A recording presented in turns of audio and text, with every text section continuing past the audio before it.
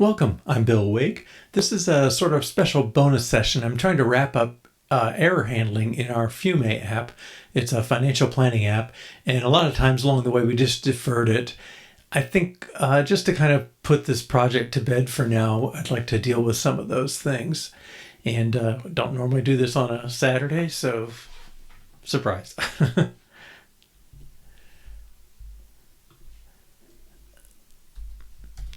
Okay, so the errors, there are a number of ones that can happen. The first one is around duplicate names. So you create a list of people and you create a list of assumptions. And both those, it really doesn't make sense to have two with the same name. Even if it could happen, I mean, my father and I both shared, well, I'm William Wake, he's William Wake, but we had different middle names. But, it's like you might need to talk about two people with the same actual name, but you're going to have to distinguish them. My cousin is so-and-so the second, I think. He might have been the junior. Anyway, next one is we could be referring to deleted ones. So if you put somebody in the list and then you make something that depends on them and then you delete the person they're referring to, we don't have anything that detects that right now. And so we need to do that.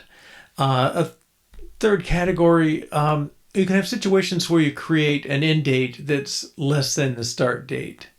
And if you do that, we just say, well, that's there's no overlap, so it's empty. It might be nice to have a warning. I'm not too concerned about that one, but it still might be nice. Another one is we have this notion of relative amounts, and I'm not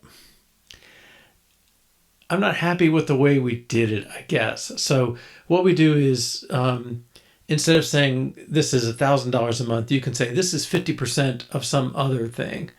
And if that other thing gets deleted, then you've got a problem. So that's one problem around that. The other one is suppose I'm 50% of my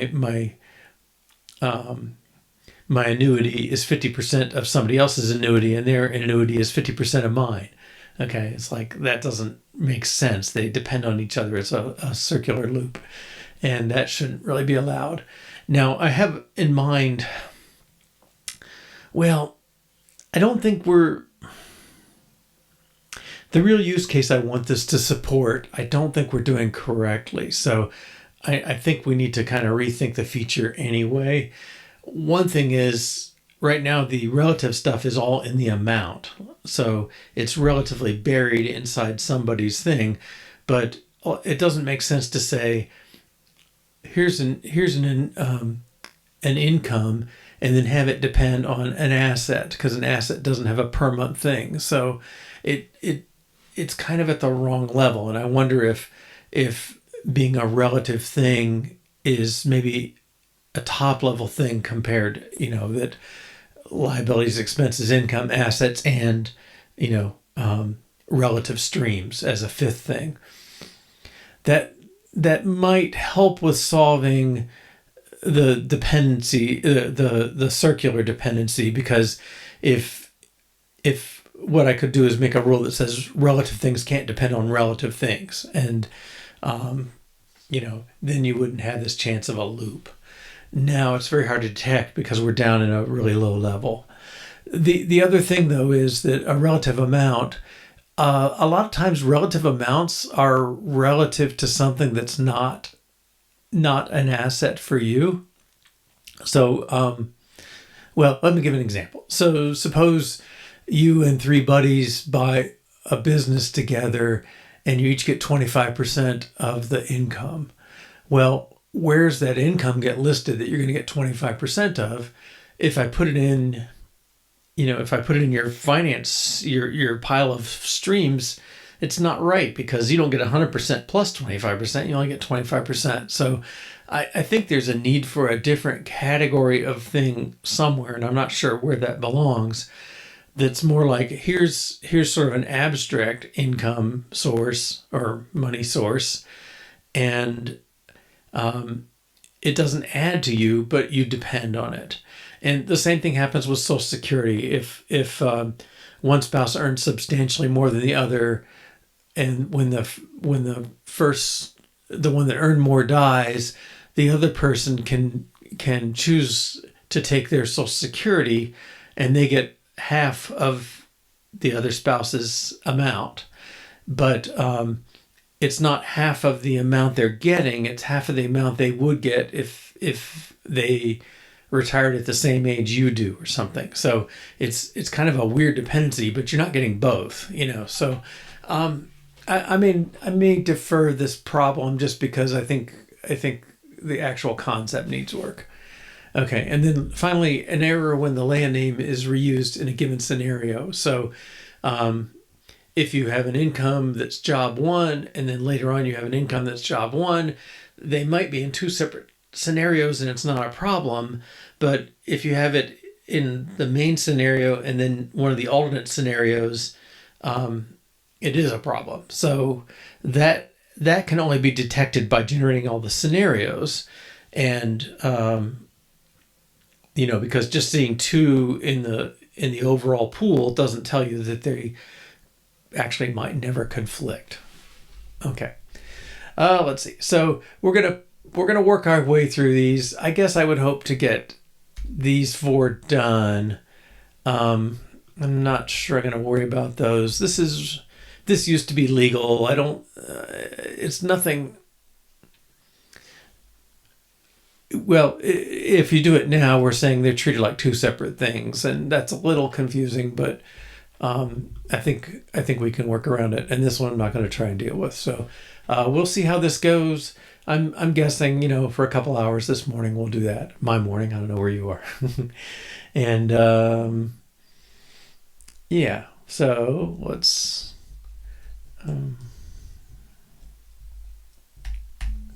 well,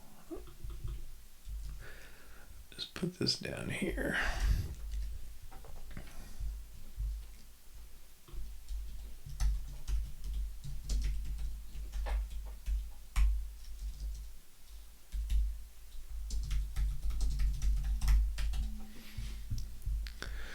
All right, disallow duplicate people names. Okay. And we haven't looked at the people very much.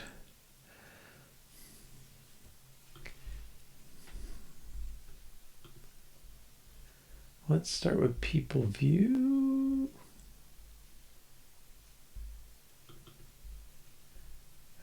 We'll get person view here too. Okay.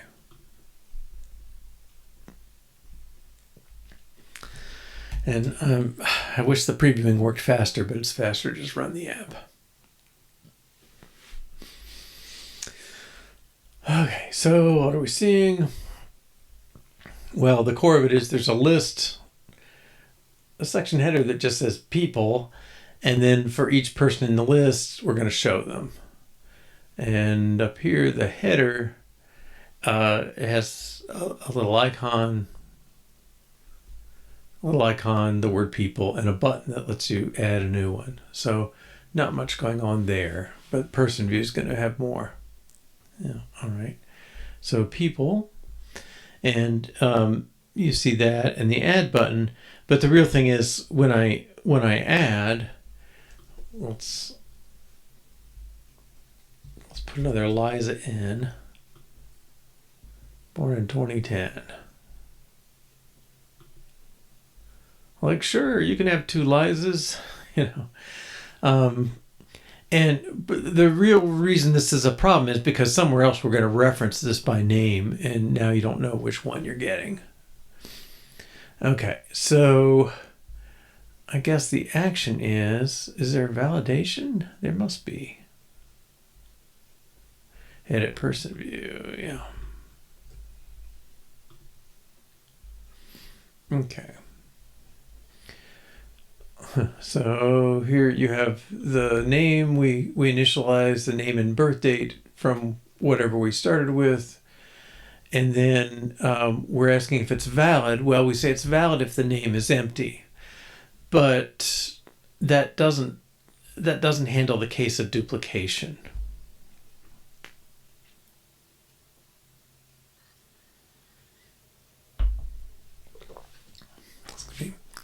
And let's bring up this thing. So here's people. Do we have find by ID? Oh, interesting. We don't even have a way to look up people by name. So I think what we want to ask is, does this name exist already? And I lost my view. Whoops. That wasn't it.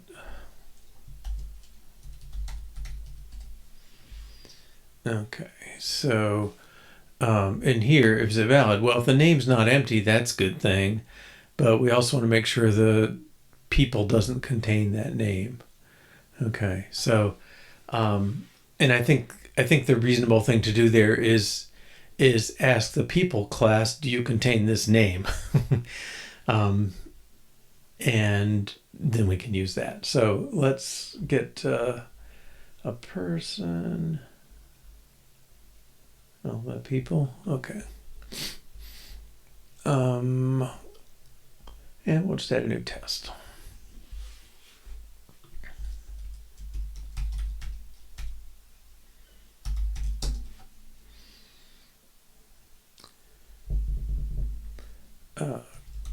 Contains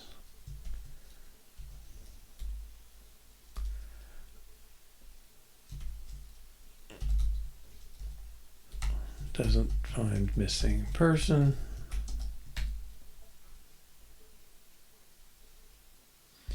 We got a people, it's just a brand new people, right? Okay, so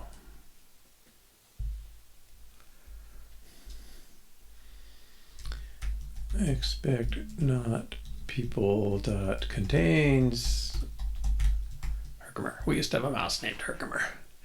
Okay, and that should not build.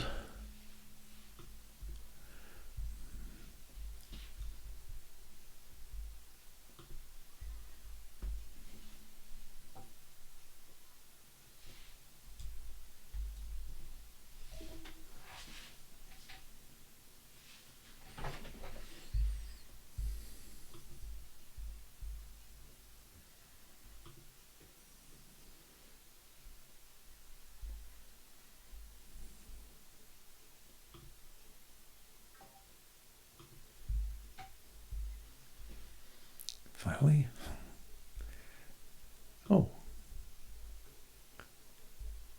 Oh, we do have a contains. Is that because we're a sequence? No.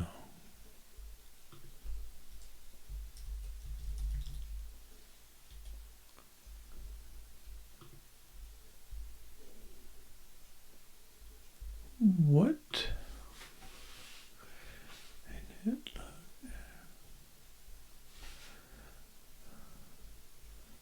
I don't know where that's coming from. Weird message. Okay, let's try this. Function contains name of string.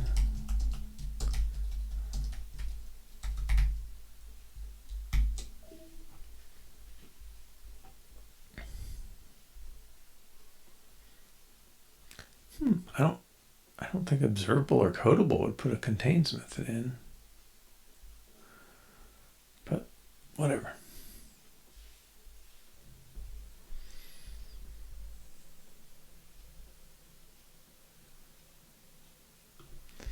And I don't think that's going to have a problem. We'll just keep moving here.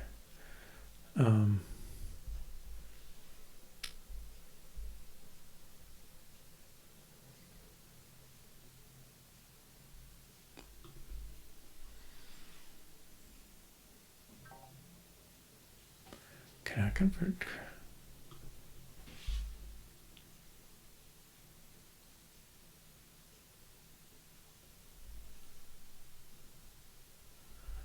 I don't get it. It's either, did I add a method up here to help? Where is he getting this? Contains. Oh, sequence has contains. But if I'm overloading that, right? Why wouldn't that just lower?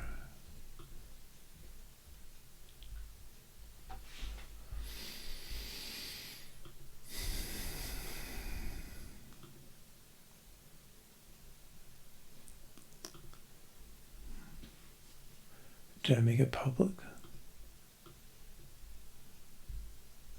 Yes. Well, let's... I don't know. Is there a better name than contains?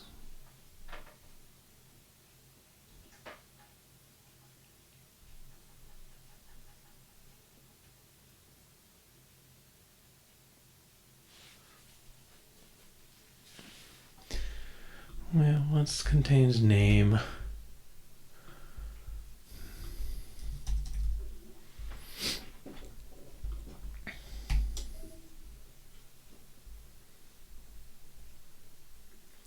I don't know how the test ran, if the syntactically thing, if it syntactically was wrong, but I keep thinking, oh, you know, a couple weeks from now we'll have the new version of Xcode and everything will be wonderful. Based on past experience, right?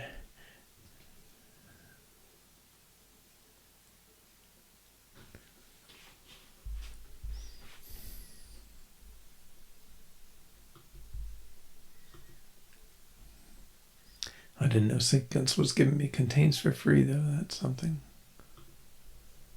No.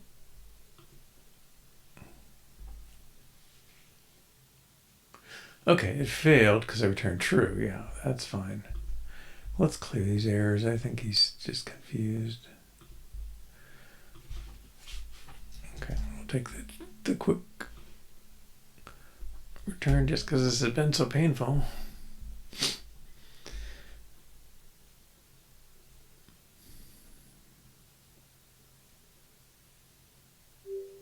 Okay.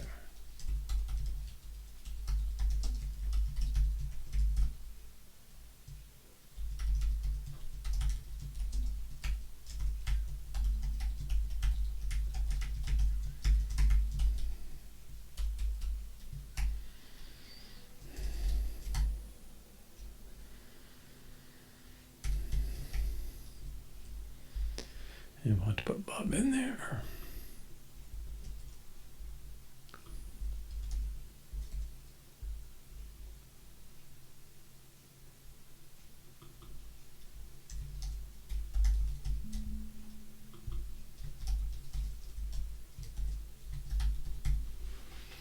Okay, so go ahead and add Alfred in, make sure he's there. That should fail.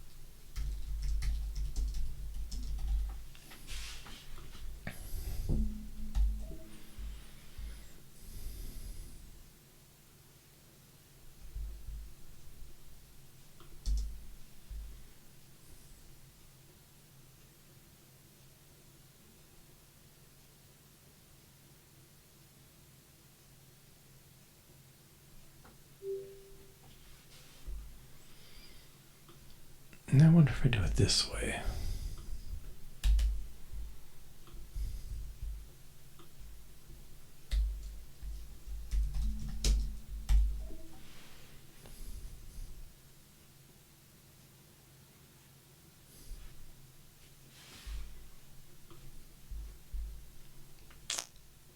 Huh, he's just determined not to I don't know, that feels like it should be legal to me, but who knows?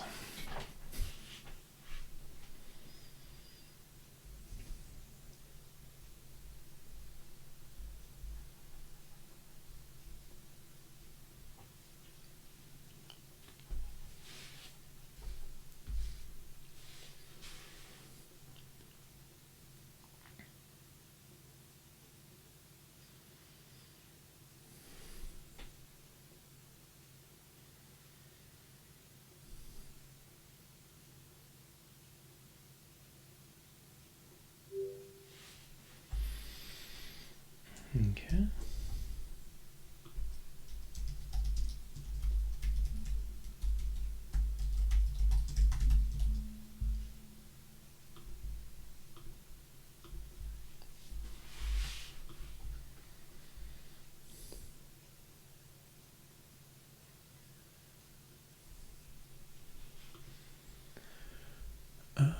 Still lost edit person view.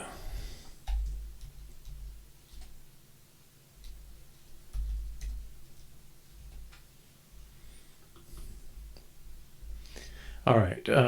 We don't currently have access to the person, so let's add that.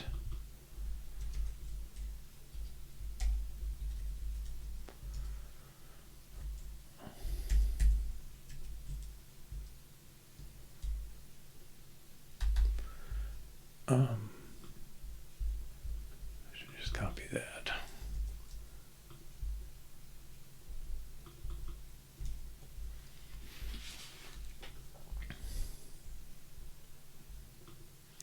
Okay, so if the name is not empty and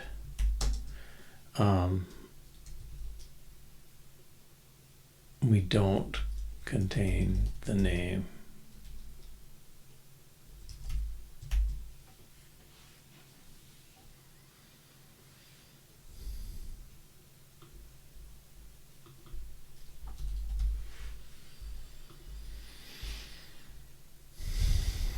and if the logic is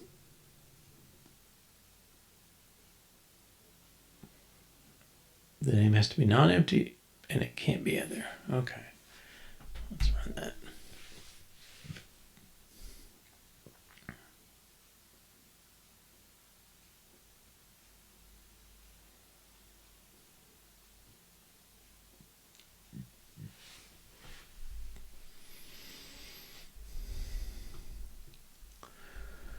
Okay, I'll delete Liza and let's try and put a duplicate Tim.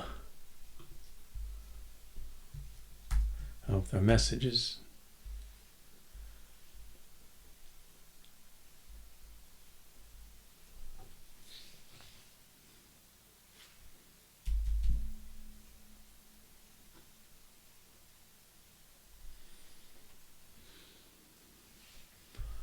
Where's that logic?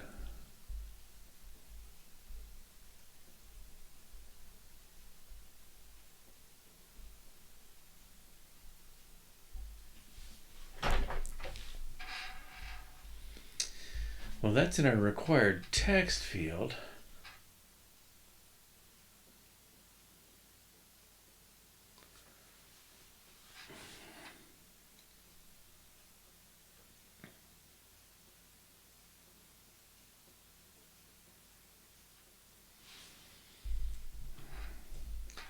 And this is a little specific to us.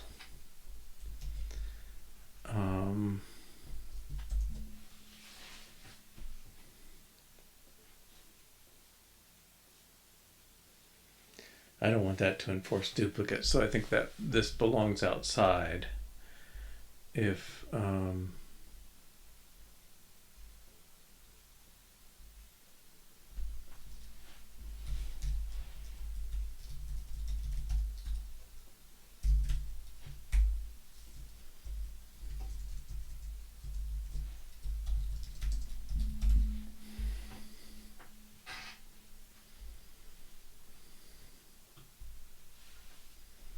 must not exist already. Let's make it work and then we'll see what we think.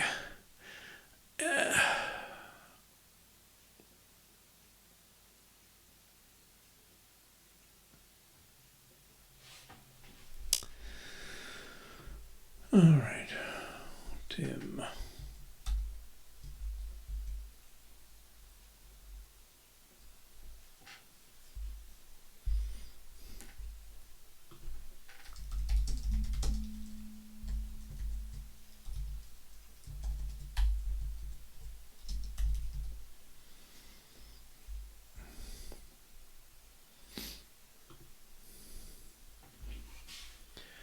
Now, why is this one centered?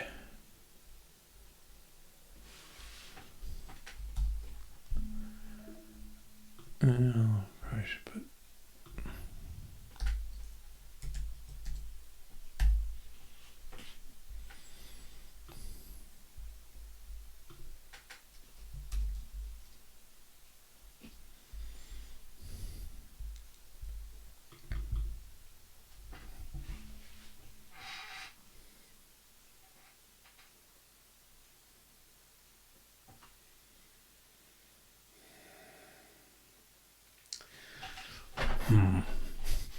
Well, I think the text is okay. It really should be centered like the other one is centered.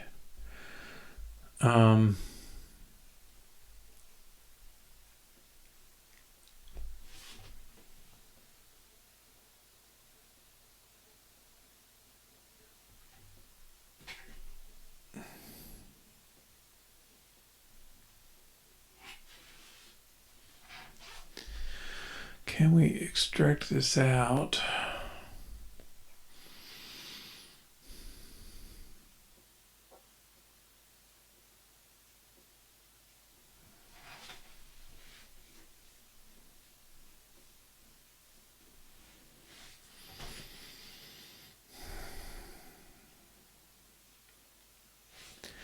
Yeah, because this only gets worse.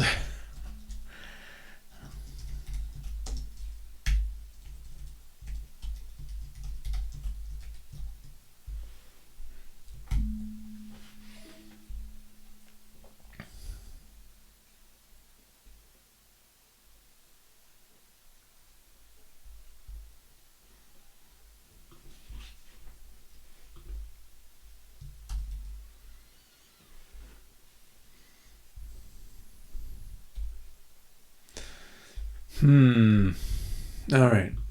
What I want, well, let's make a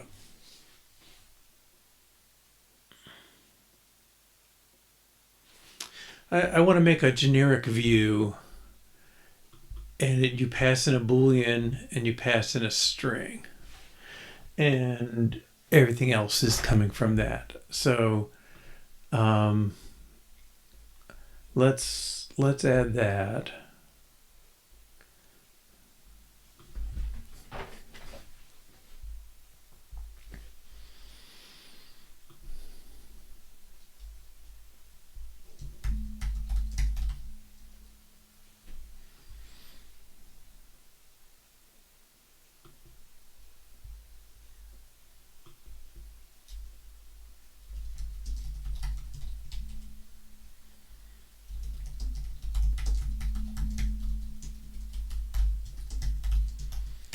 So views, so it's got a body.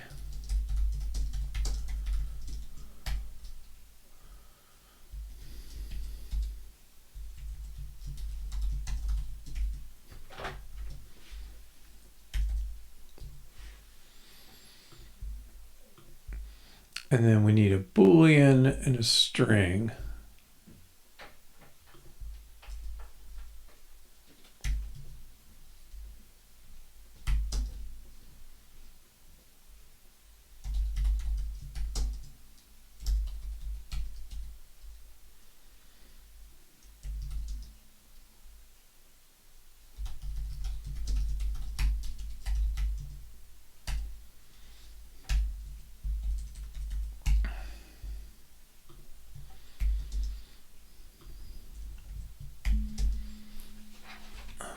Boy, it'd be nice if you could say var like that. Get that? All right. That's a good start. Now let's pull this in.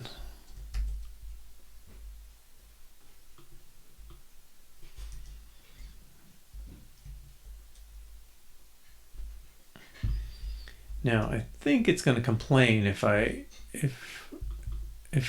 have this like that, because it only has something. Okay, so this is if condition.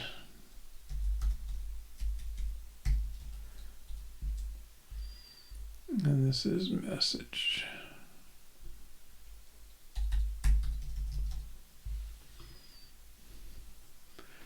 I'm expecting a complaint that it doesn't have anything sometimes, but okay, well, let's use it.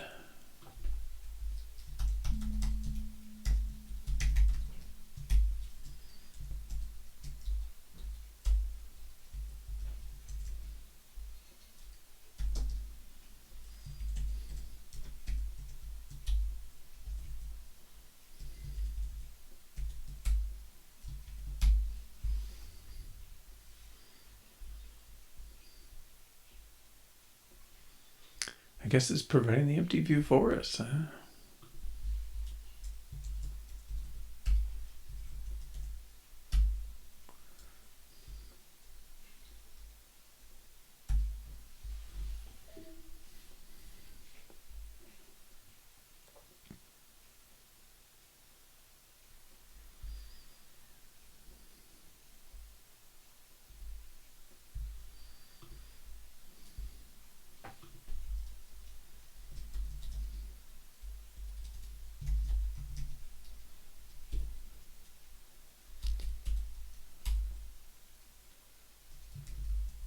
I thought one was bold, but nope. Okay, so that's a good solution then, I think.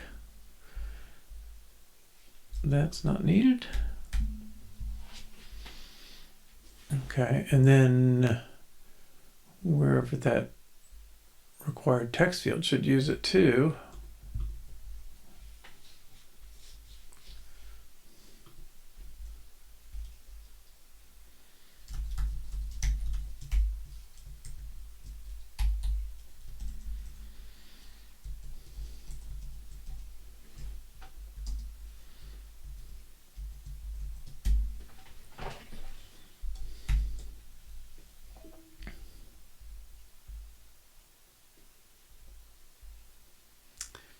Yeah, I probably should check that in already before making others use it. Okay, good start. Okay. Let's check it in and then we'll look for other uses. Error or message if trying to add a person with the same name. And then add error view to report it.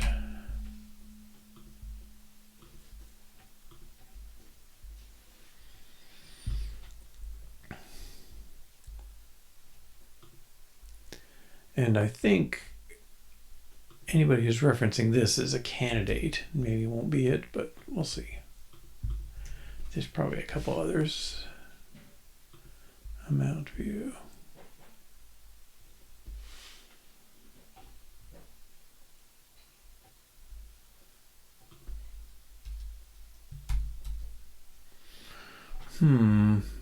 Okay, I guess that could happen.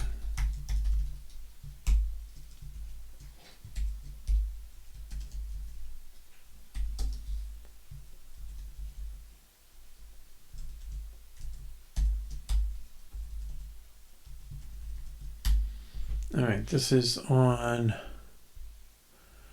money amount view. Okay.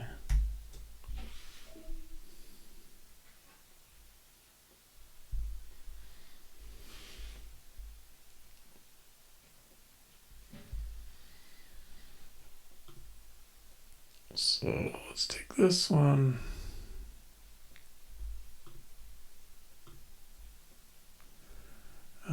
If I were to make this negative, okay.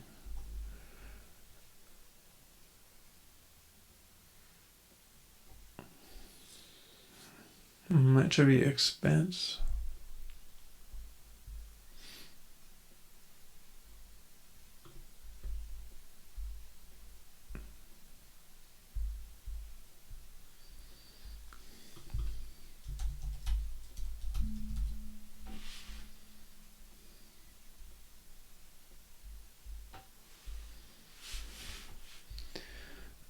Okay.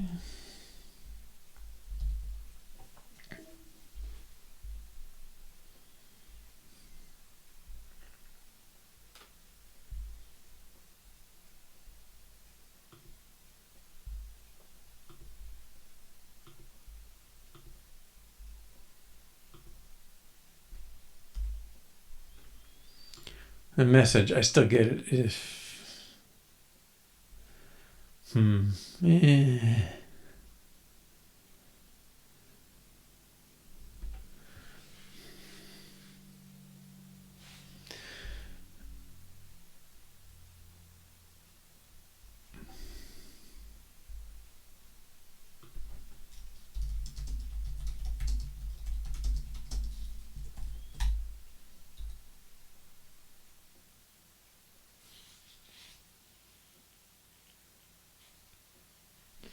I think that's it.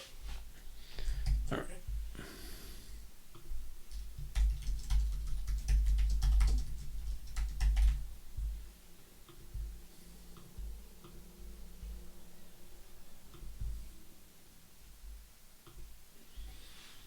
And this one, it's a condition.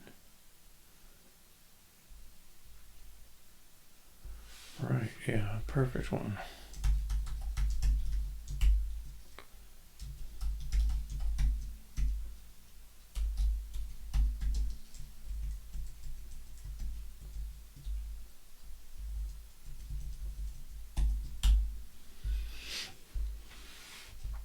Min less than current and current less than max. Okay, so let's do one of these.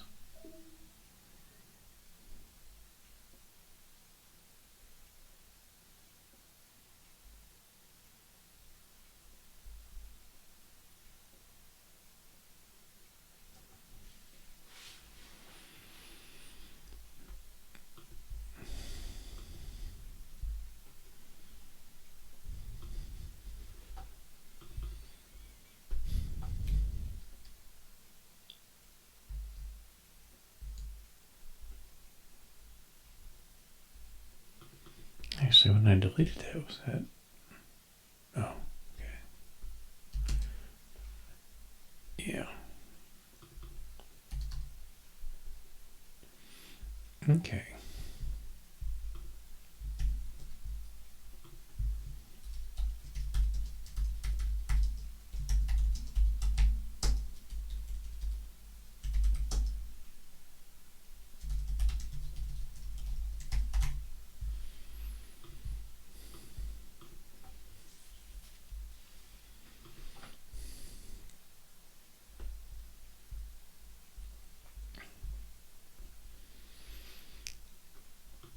Right.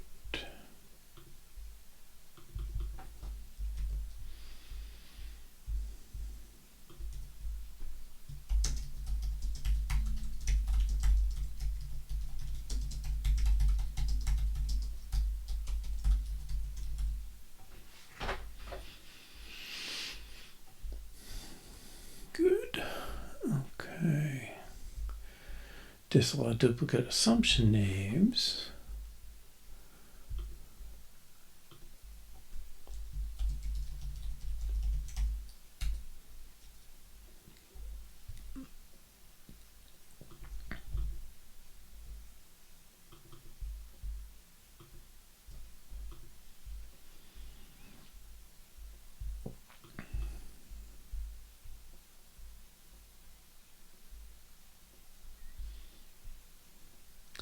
Well, I think we have one to add up here, right? Create.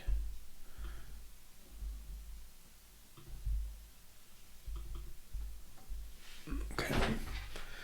Should look familiar-ish. All right. And he's kind of in the same boat. The range, okay. We also want to make sure the name is not in use. Okay, and again, let's put the work on the collection. Assumptions.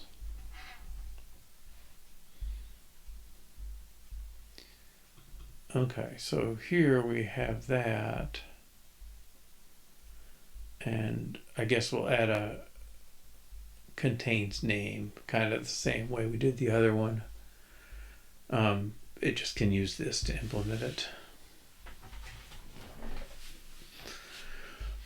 Okay.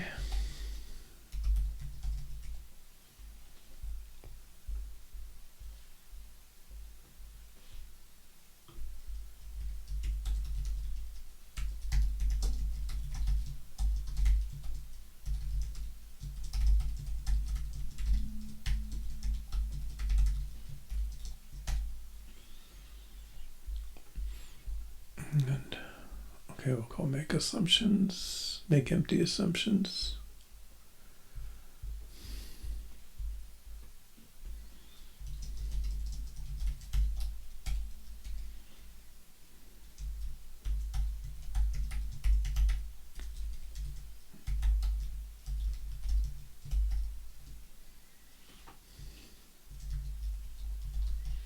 Just a made-up name.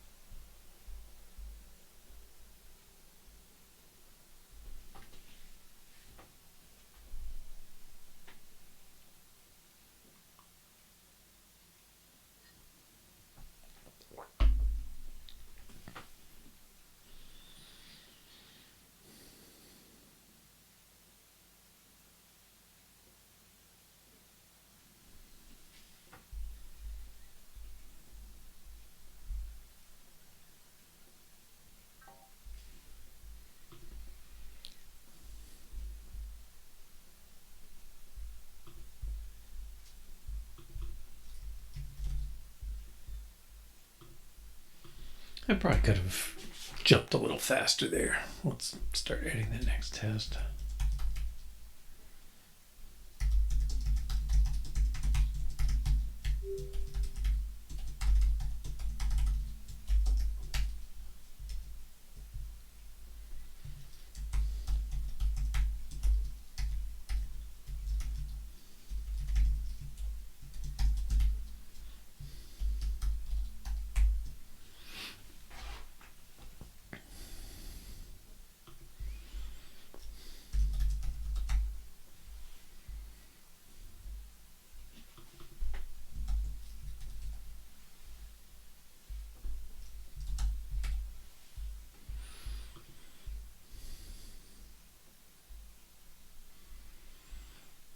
No, why did that test not do that?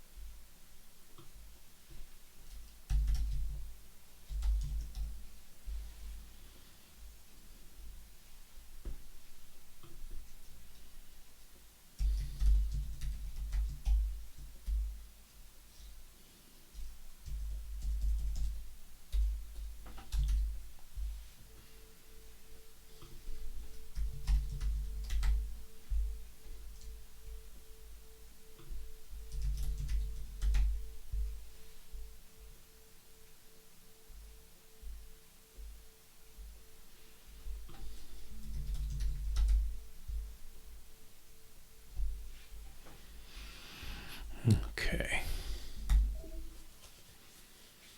Oh, we expect one fail.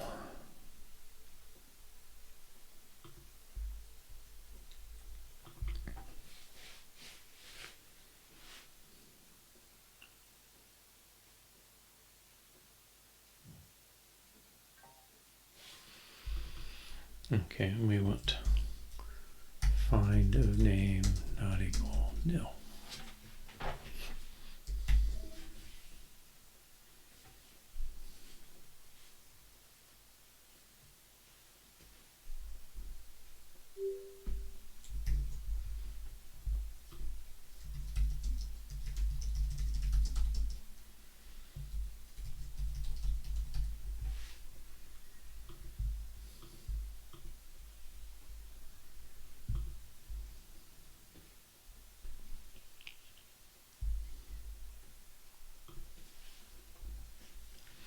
Okay, now we're going to use that. And it's really edit assumption view.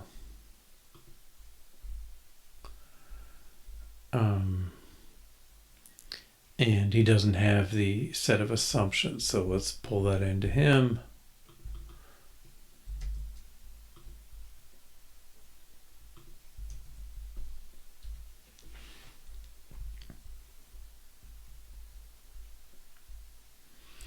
If the name is not empty and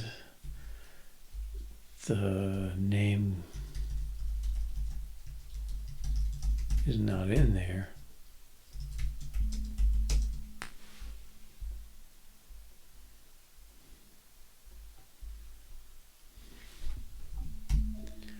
okay, so that should enforce it. We don't have a message for that yet. Unfortunately,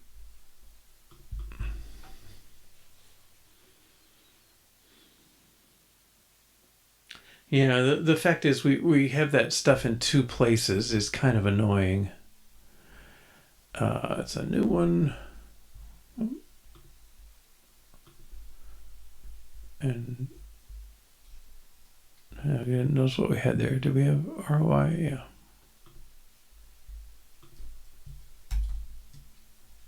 Okay, blanked out, but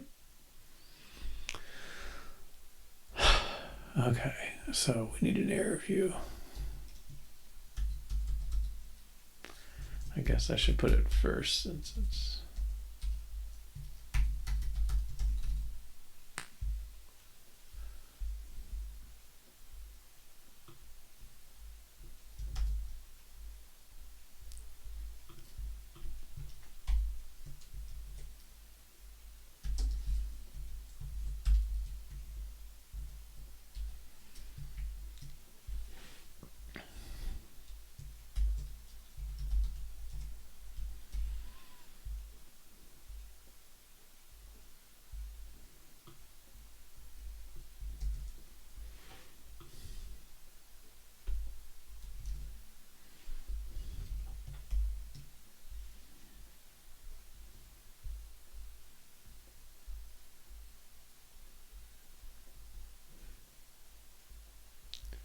name is not empty. I guess because name is a required text field.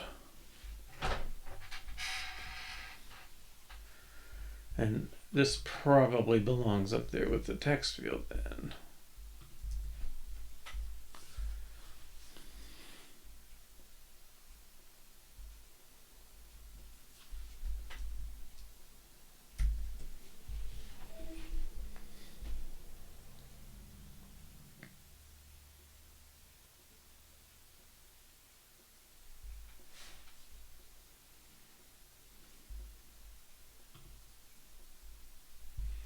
Oh, we saw that before. What was that?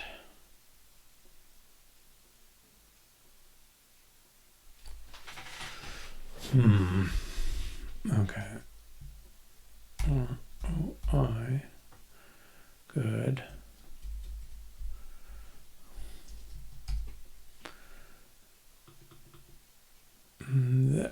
That's a little annoying.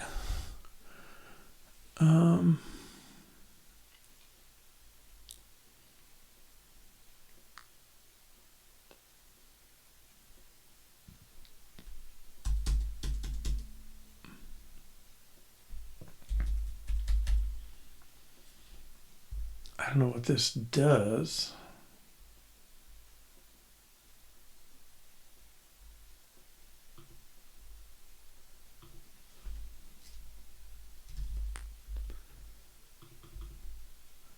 But I see it doesn't enforce that being present. Oh, we briefly had a message. What happened?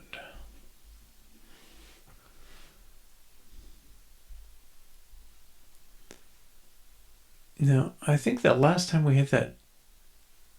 Oh, this is edit assumption.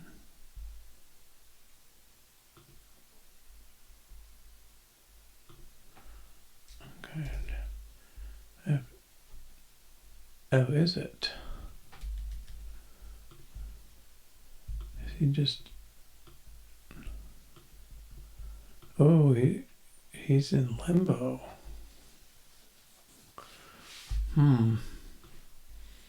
Okay, the thing I'm worried about is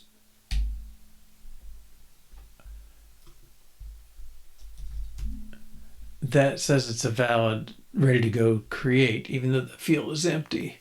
And it put up a red message, and I didn't read it quick enough.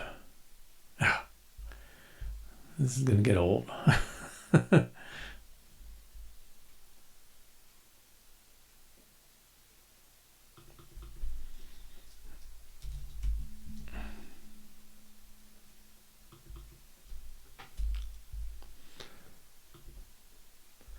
The name temp3 is already used.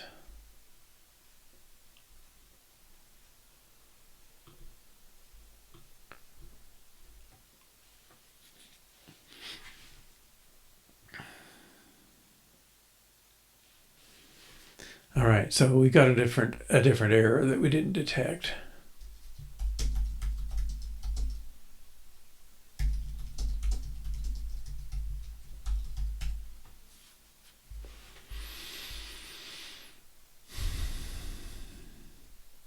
But I think we've detected the duplicate now.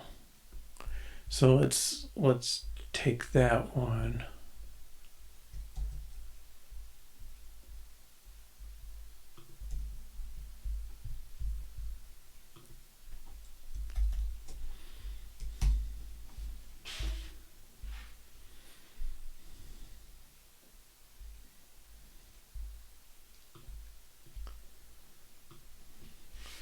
I didn't pull those names in. Okay, so let's go look at this. I think we're going to see some junk in there.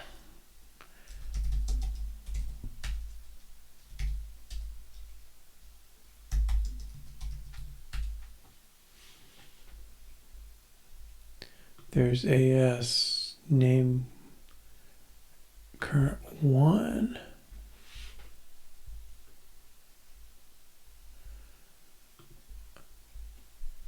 Okay, where's the start of one of these?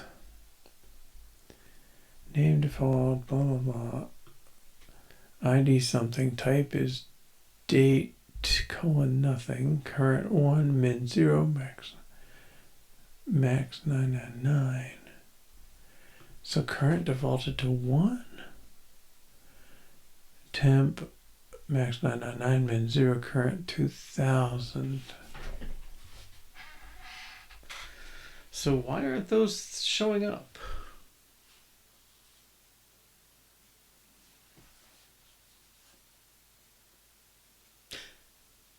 Oh, they're showing up as dates.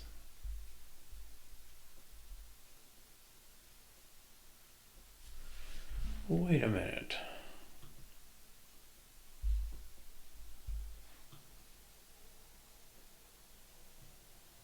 Oh,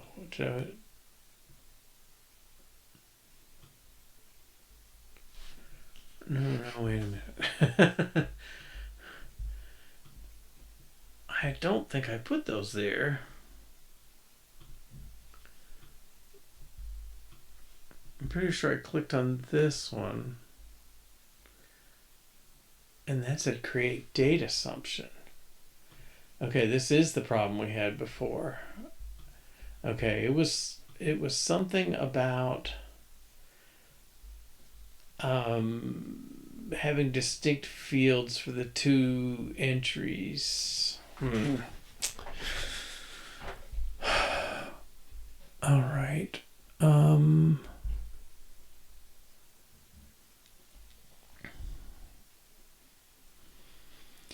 So there's two things going on, I guess, at least.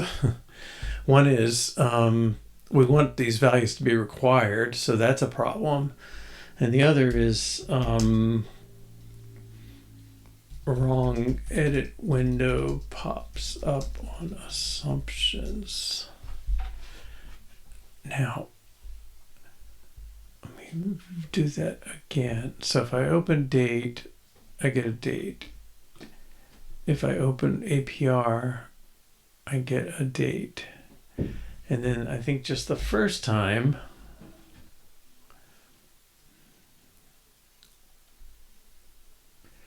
I open this and I get the wrong bloop bloop, create date assumption.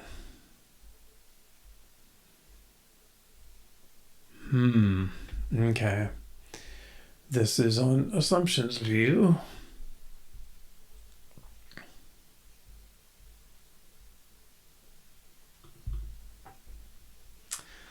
Right. It's got, I think we have a single toggle to show in create view. If you're showing create view, we try and show the one for the section.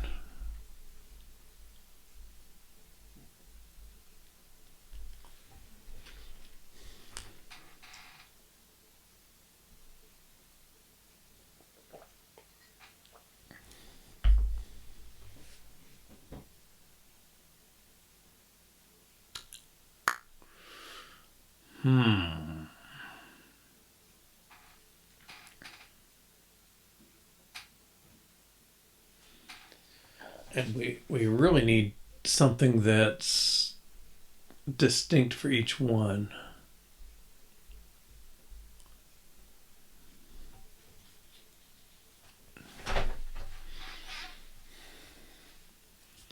Now, we didn't have this on people view.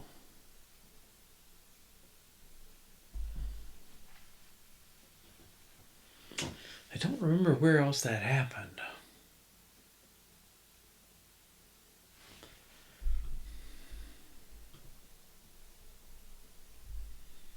And there's only so many things that do it. This only has one possibility, so that's not it. Was it on this? Plan view? Plans view?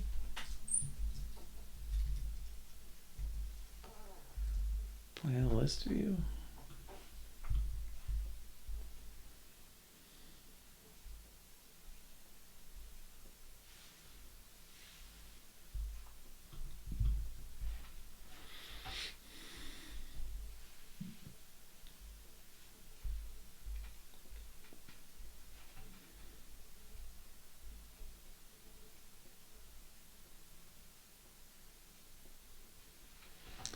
Maybe it was the date one, date spec view.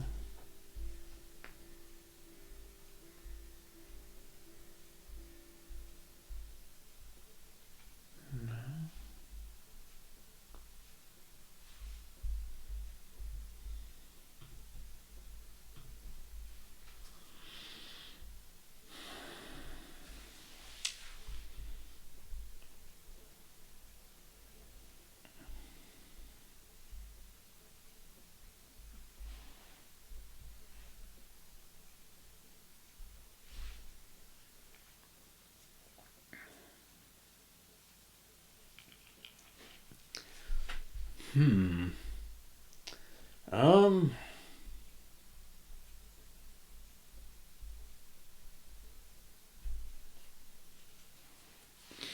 We've got to distinguish these. So where's header coming in? For each one it does header. I guess I'm gonna have to make two separate ones.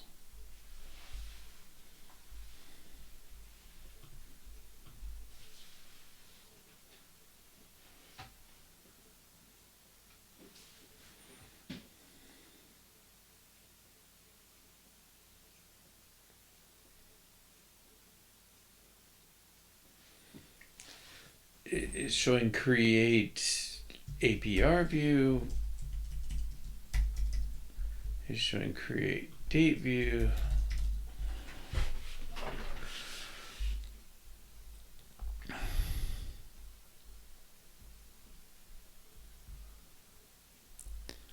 And I guess we're going to have to take in a show view is a binding of bool. And then use show view.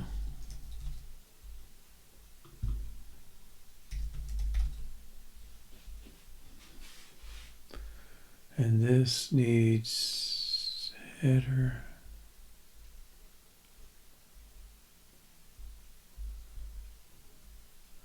Can't toggle a binding?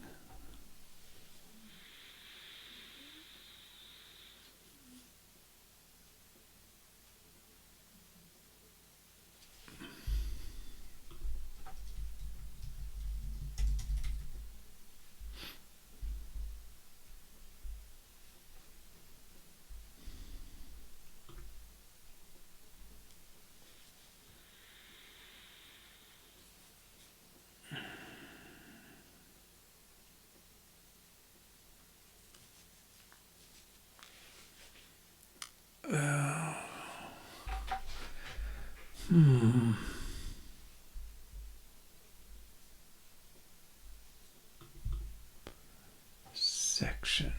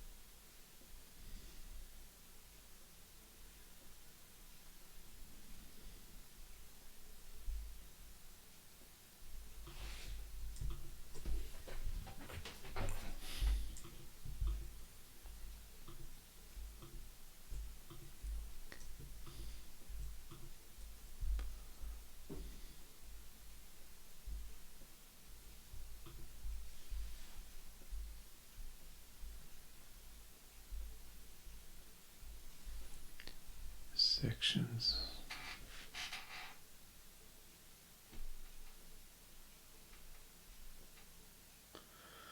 Well, I'm not sure where to put this. I mean, is the view showing is awfully view oriented. I mean, this sections thing is kind of enough.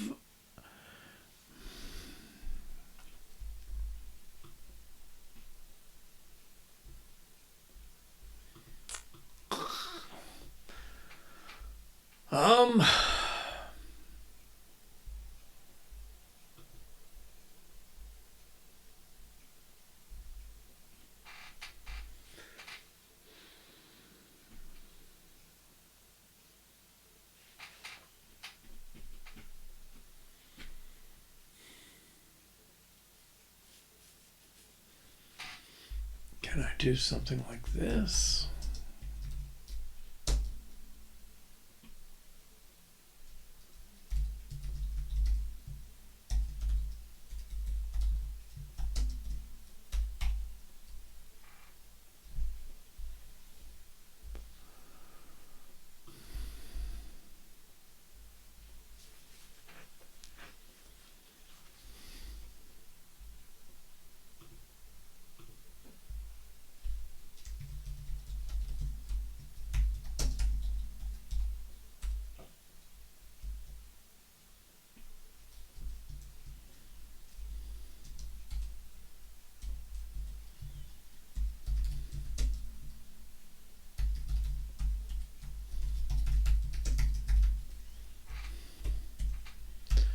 I don't need this then.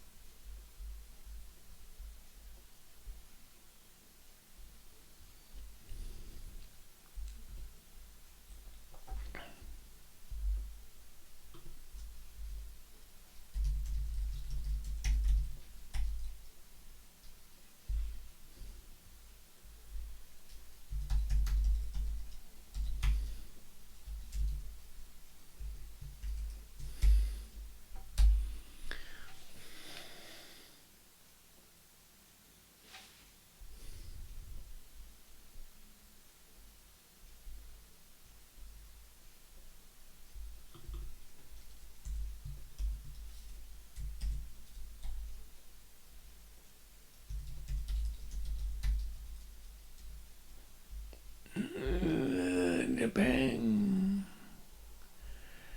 Show view is showing view.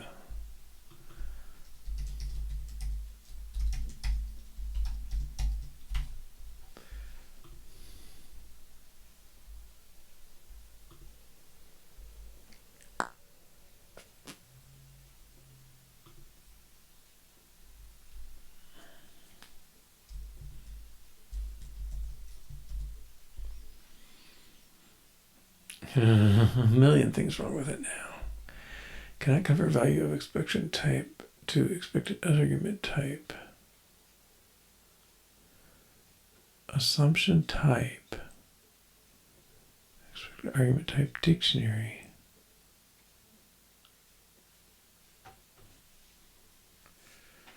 Okay, maybe I have to initialize these.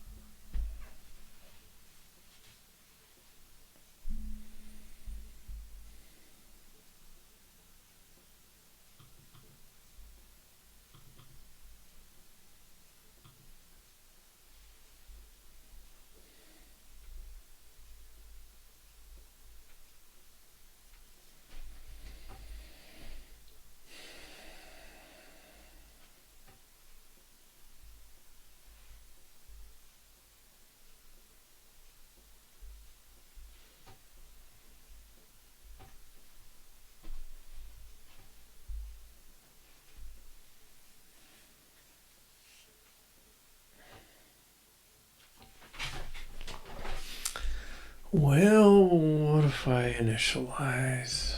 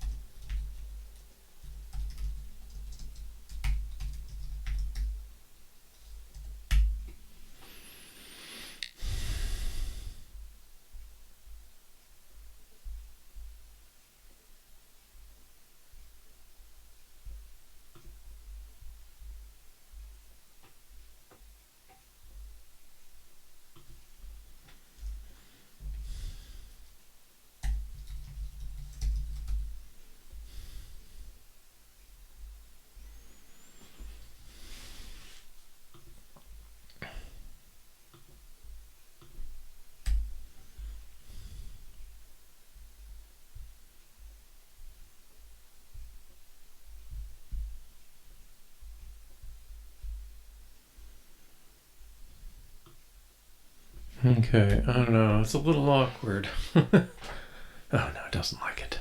Oh, yeah. Oh, what do we do for these?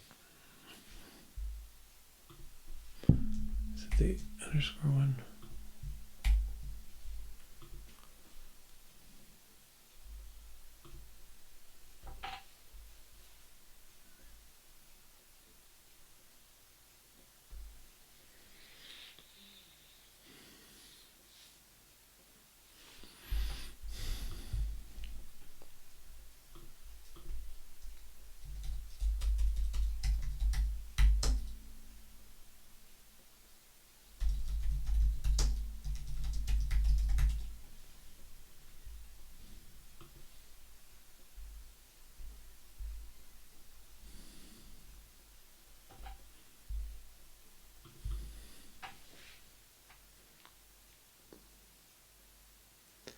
Underscore equals state initial value.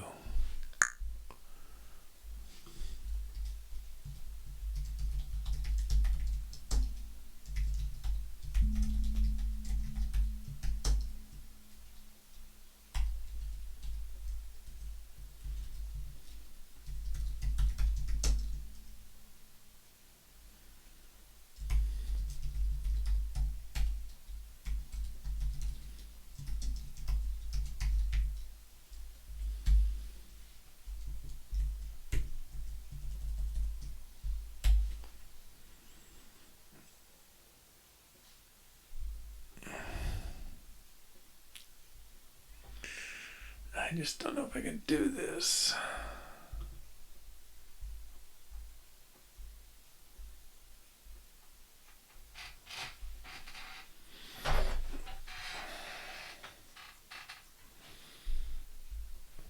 Okay, let me revert to this one.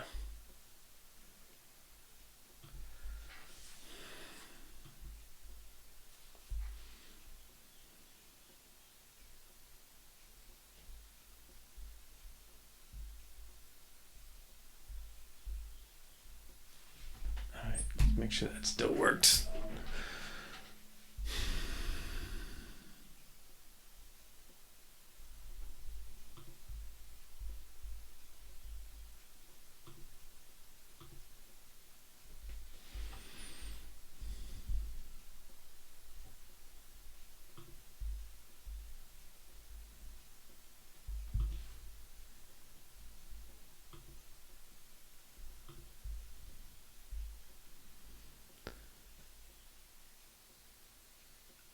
All right, so we haven't fixed the create data assumption thing, but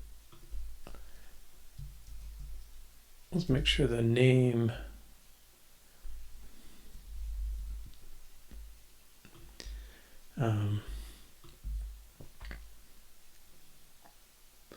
SS starts.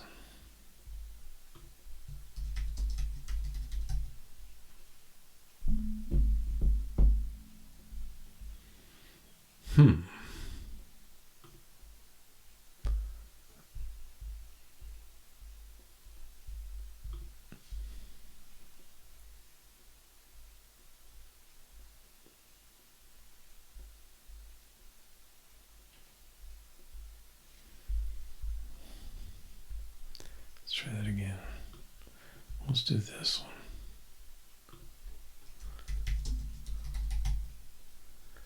Why are you not complaining?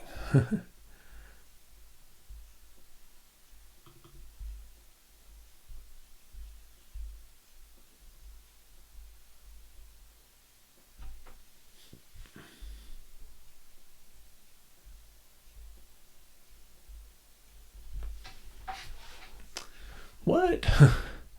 Okay, assumptions.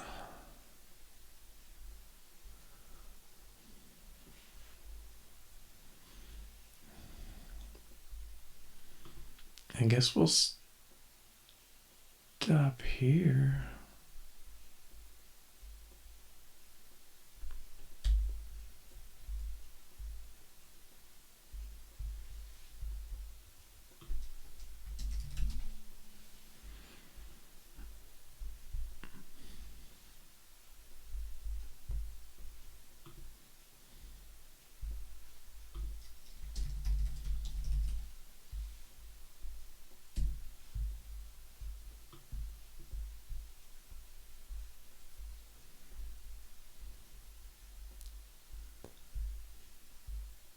SS starts.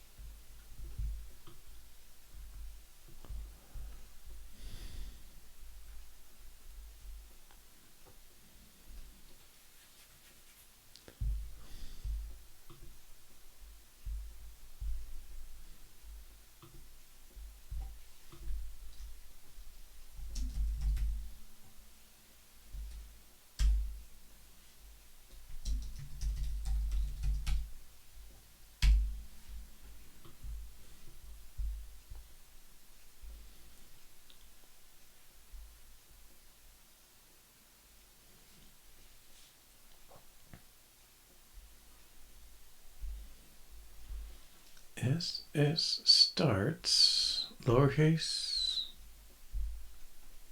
No. Okay. I'm not going to worry about case.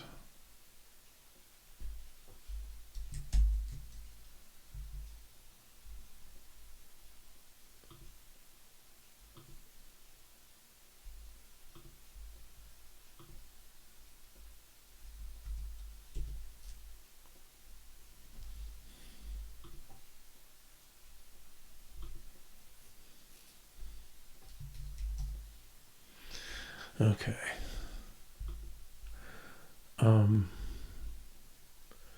All right, so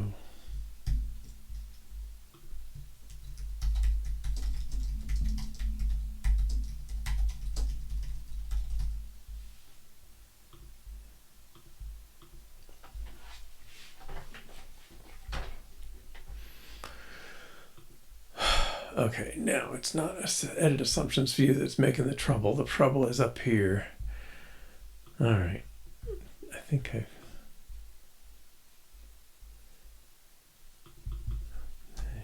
that's the thing we need to work on.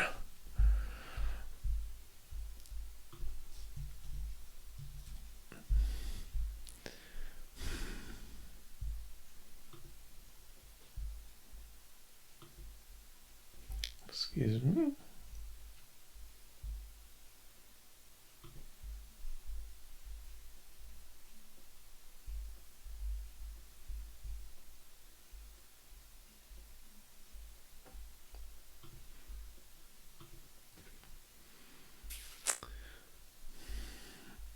Okay. Oh, interesting. It's because I'm using different tab groups, and I've had the same tab group open on two screens, and something got confused. Okay. All right. So start it up again. I hit a %, and I get a data assumption. Okay. So something's wrong with that. Now, what it boils down to is we've got one flag trying to control two sections, and so they both try to open, I think, and it ends up just letting the date one open. I don't know if it's the last in or what. How can I get two separate flags?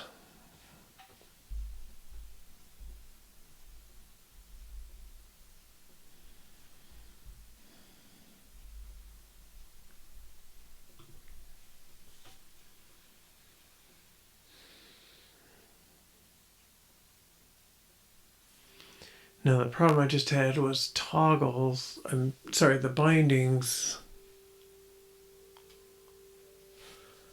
Well, what was the problem?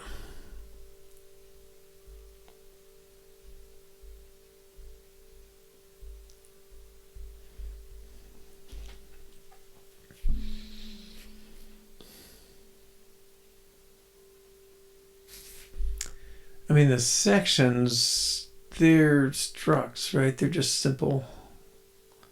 I don't think I want to put that visibility in there.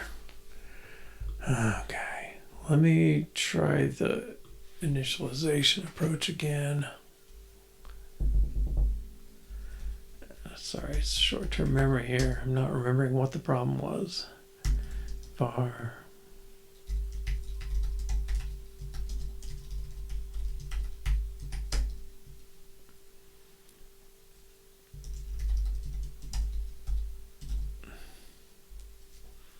Was it that I can't access those in the initializer? Oh, that's a problem. No, it's not. Okay. I don't need fields because they're all states, so. Is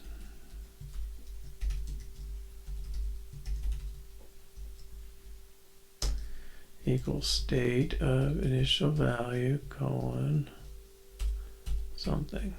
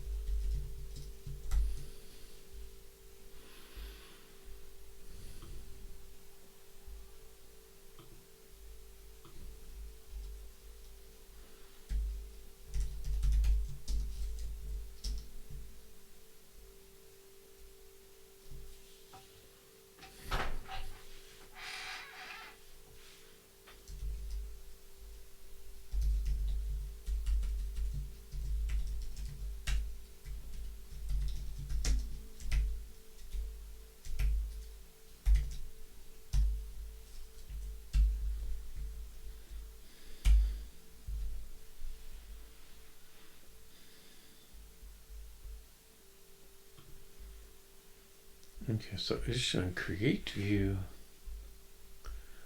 We want that to be is showing view sub section type dot wrapped dot toggle.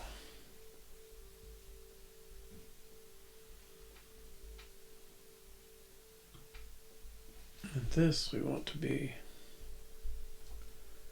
is showing view subsection dot type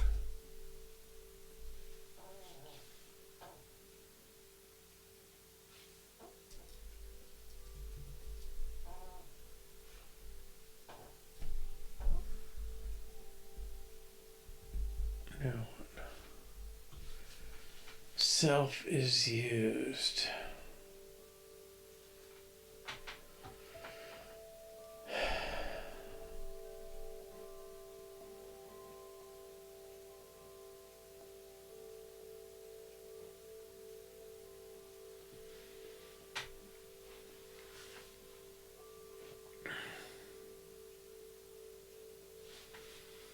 So the problem is I'm referencing this.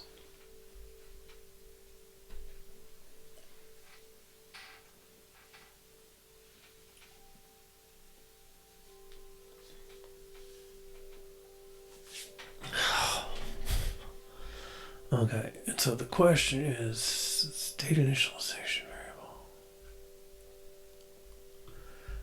Okay, so I want to know if a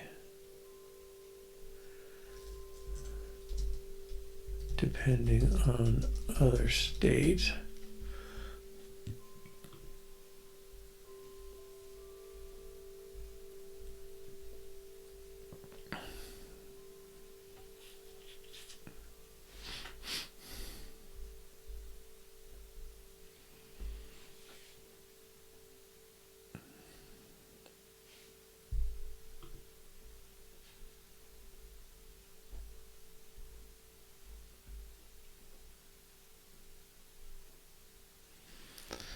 self.amount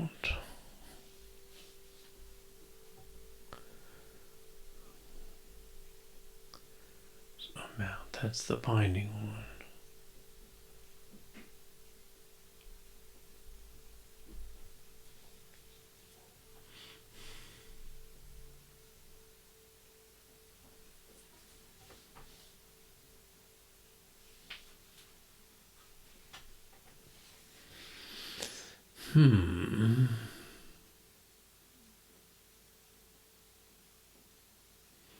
I'm doing something similar, but not quite identical.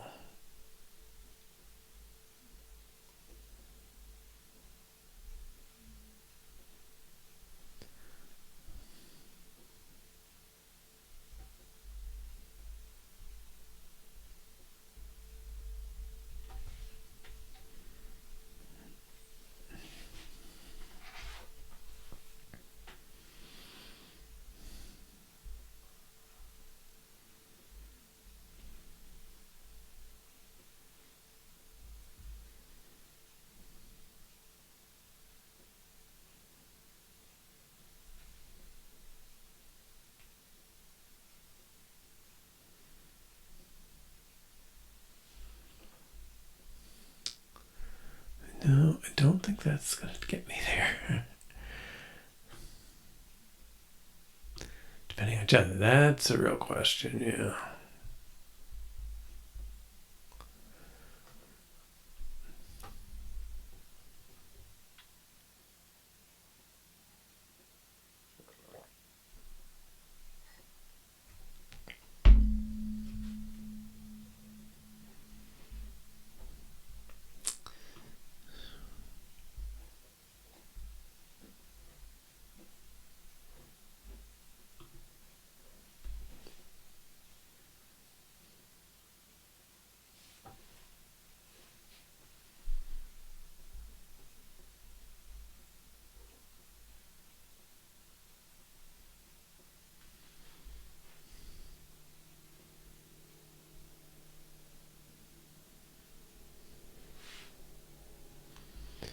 Never initialize state inside init.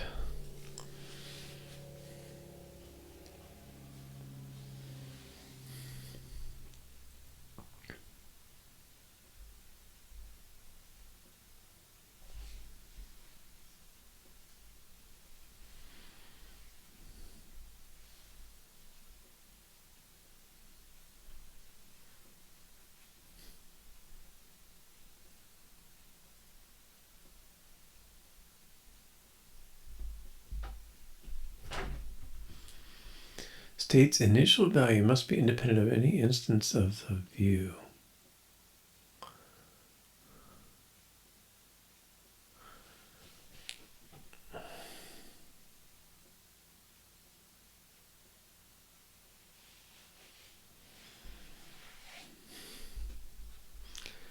Well, that sounds problematic.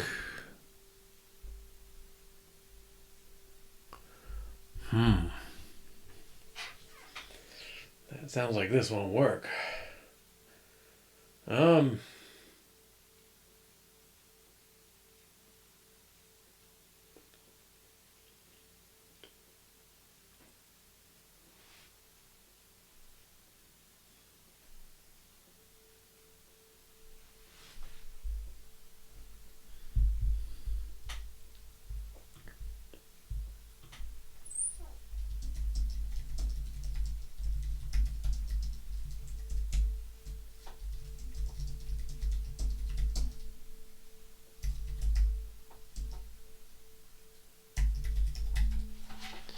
Maybe I just need an example.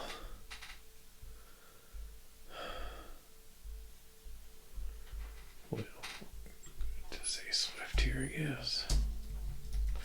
Get even close.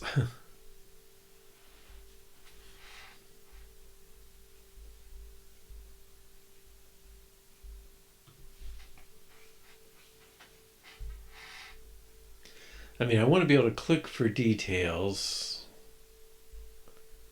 That's not going to do it. Okay.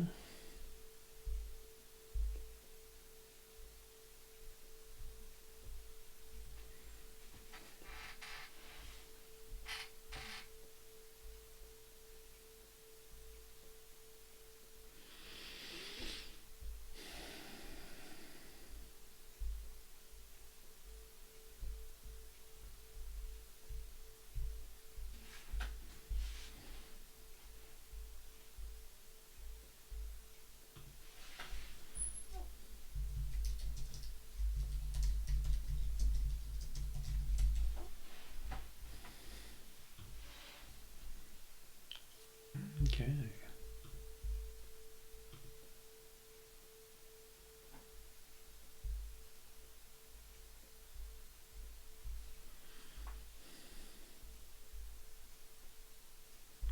Soon find the list. This looks kind of old.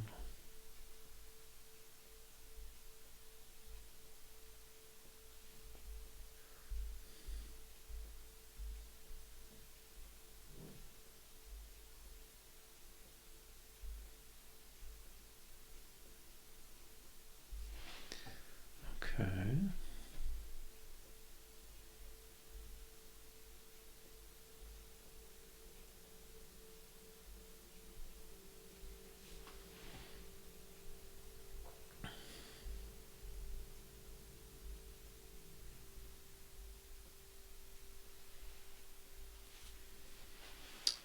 Oh, interesting.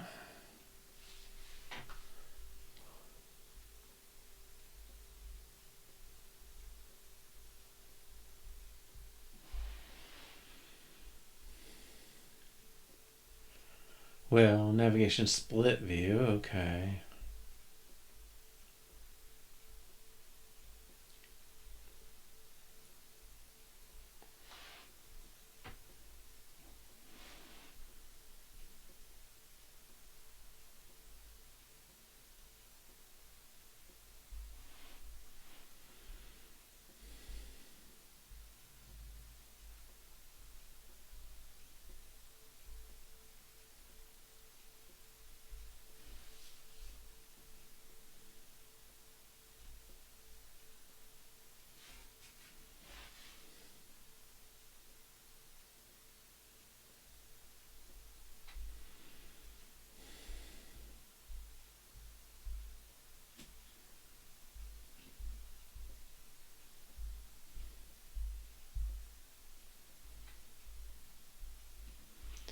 So this confuses me.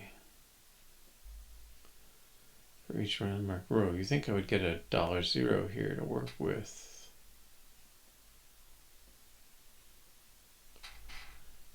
Navigation link landmark detail.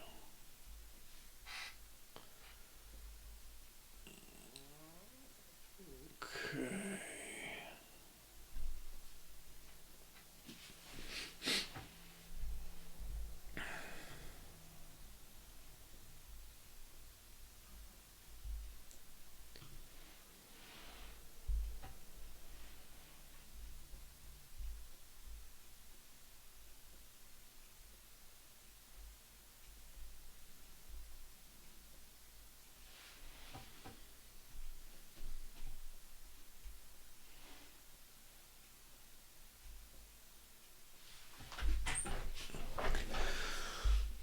This is totally not what we did.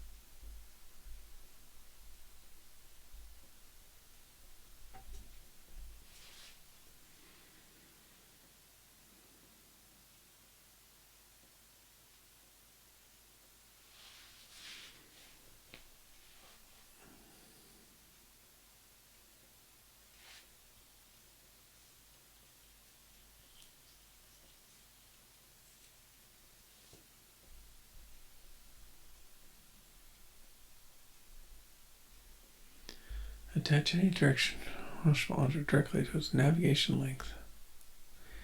Its navigation destination.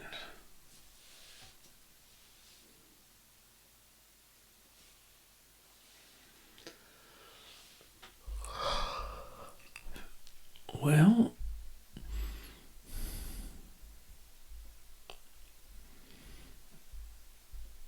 where's the whole code?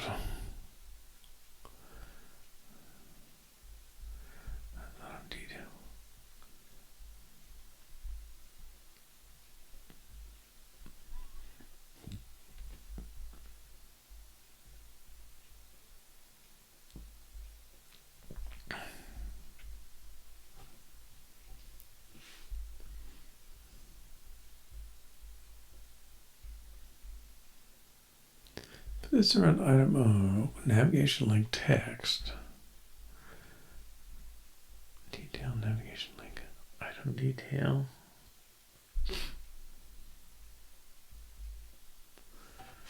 I'm missing something. Is this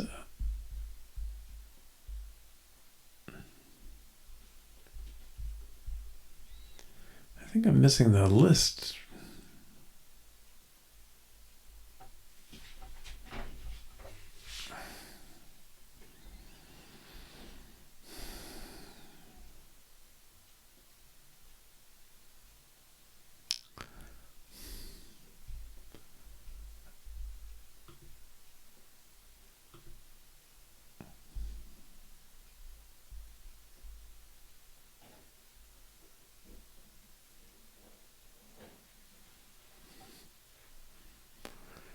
List for each menu section in this item row. So I guess this is the list he's working for each menu section, for each section item. Right. Now, what's that relate to ours? For each something section for each item. Okay, that seems relevant. Navigation title menu. I don't think we'll worry about the navigation title, but it's all in a navigation view.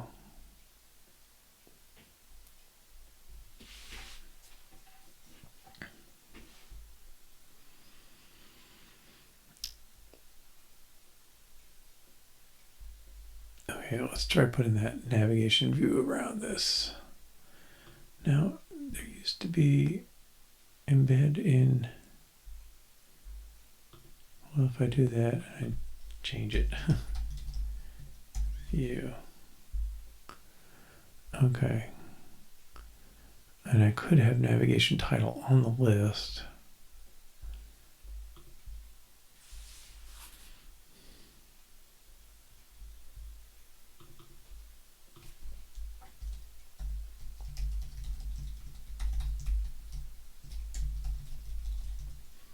Is that text instead?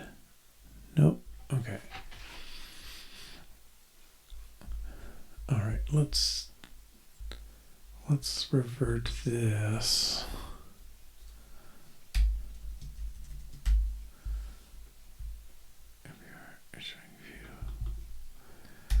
Well, nobody cares about this one.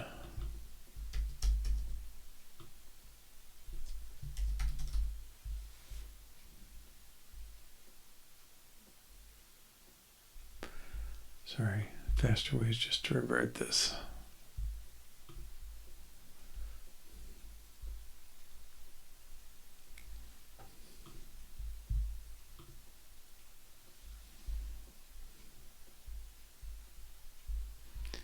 Okay, list, we can embed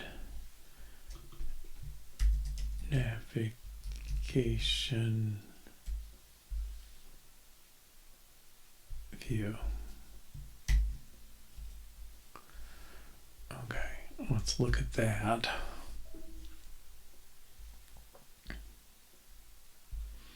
That's without a title, but I don't think you have to have one.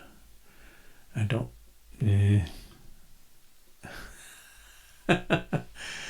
Okay, not a good choice.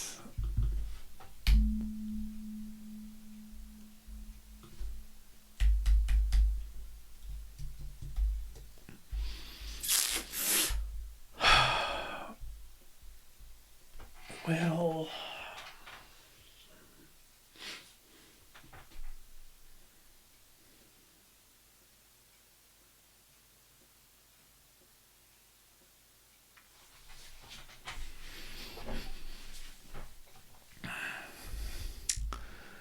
I don't know.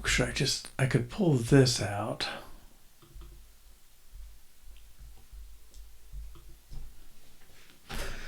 You would need assumptions, you would need section.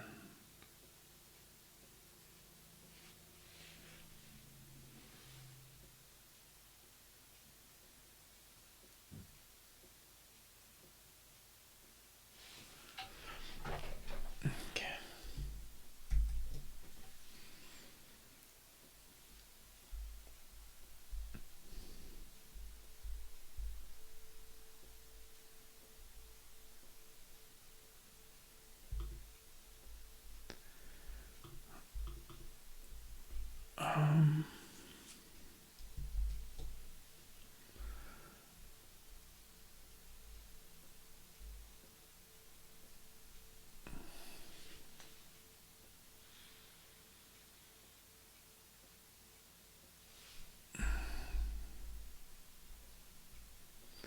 I guess this is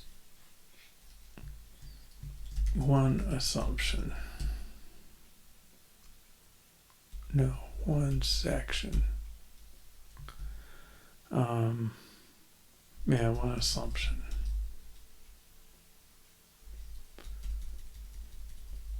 Assumption type.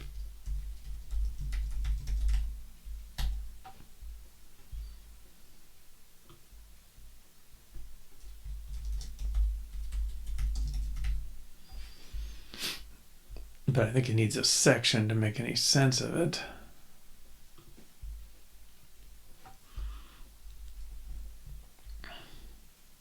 Which is assumptions section.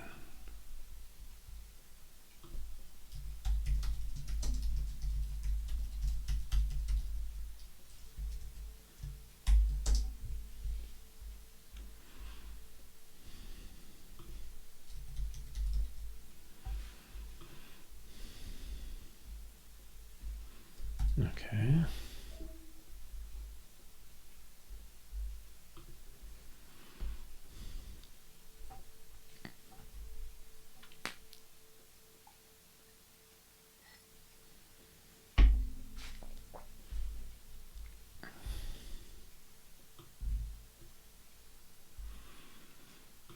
Okay, that looks okay.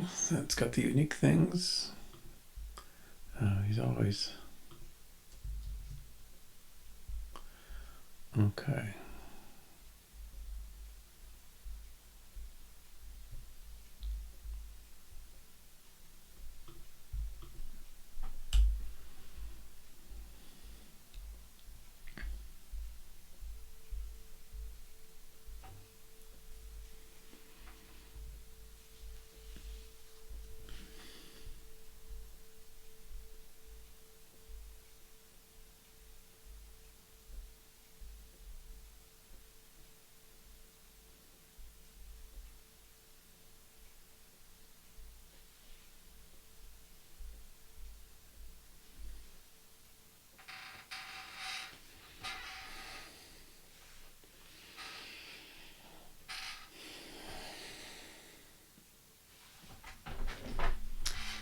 Okay, now who needs the variable? It's header, right? So,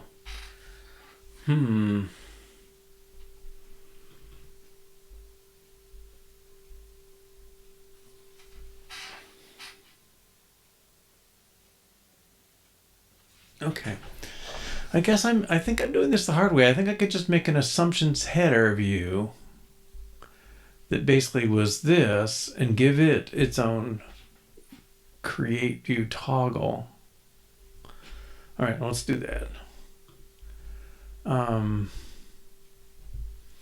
So, well, I think that's still a slight improvement.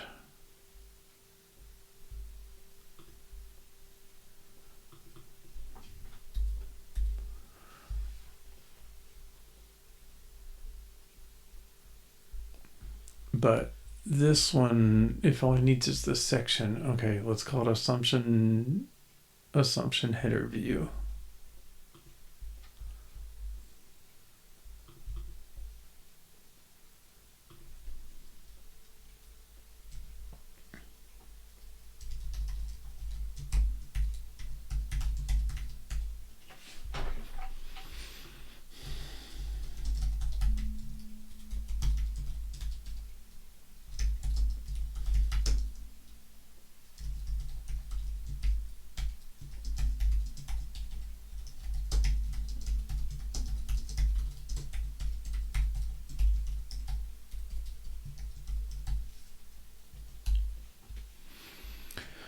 Okay, now this thing,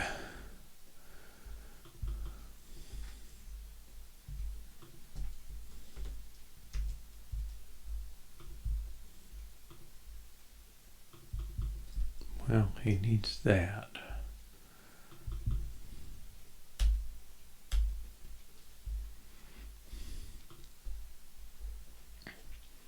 He needs section.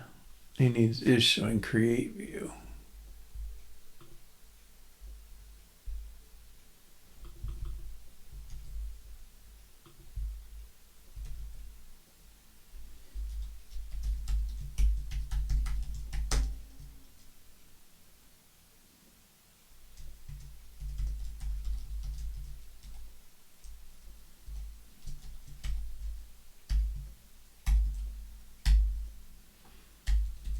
Well,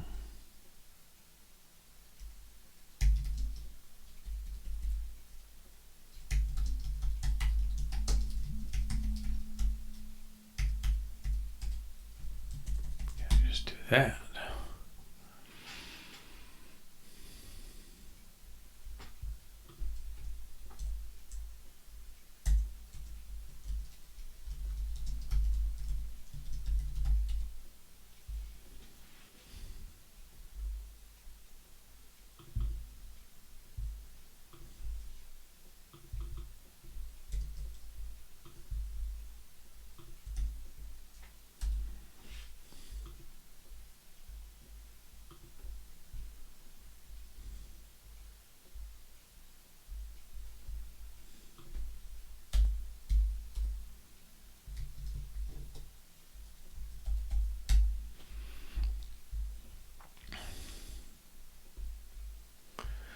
Okay, we got the section name, the text, the button, the plus, isShowing create view.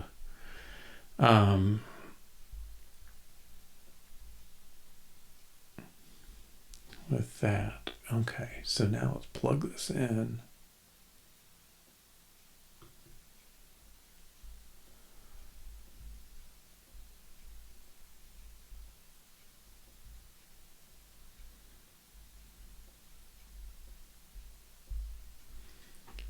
Section header is assumption header view of section. Okay, let's,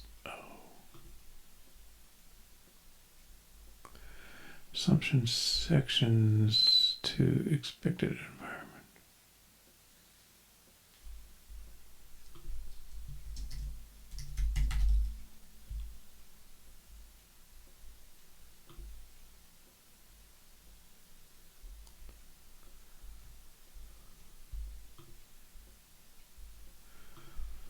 Okay, let's run.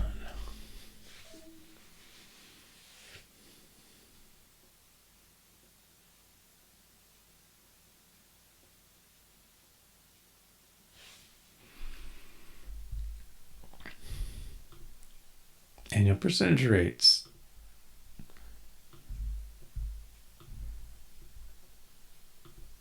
Dates. And I didn't get that flashy pop-up disappear one. Okay, well, that's a lot of grief to do something simple. But that tells me I got to be aware of this problem of needing separate state for rows, and I've slopped that up a couple of times in this project.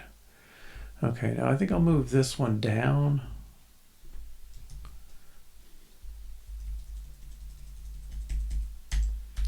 Kind of hierarchical. Okay, how are we looking here? Assumptions. Do we use assumptions? Yes. Okay. The body will make a list, walk through each section. For each section, show the header and show the assumption type. Okay, assumption type view. Do this with the actions. Okay.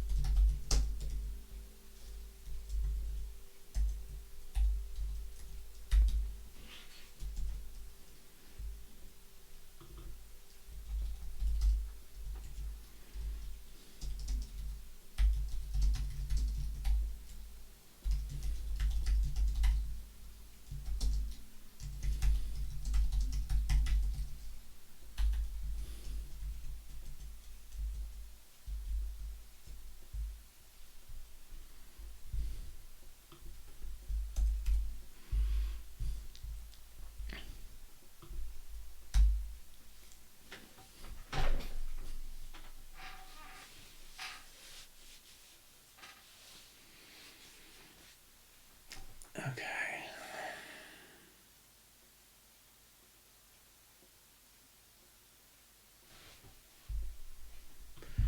Well, this error may be less important.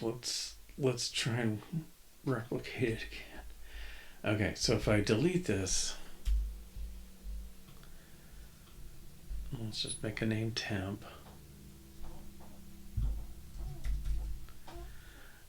It's not ideal, but let's see if it creates one. Yes. And his initial value is 0. Wait, what?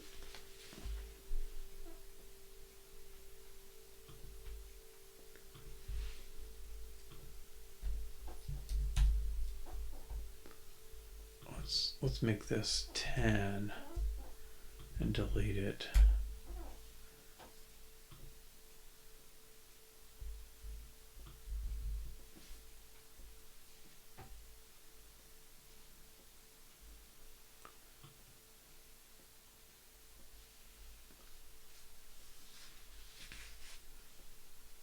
Okay, so he just started a little out of range, but he's back in. Okay. Something else was happening though. There was time, and it said time was already used briefly, and then created it.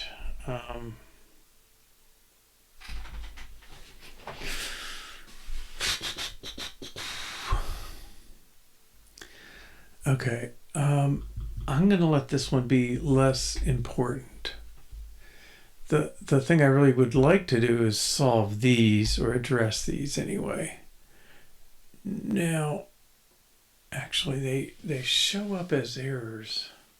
Let's do it and see. That may be livable. I'm not.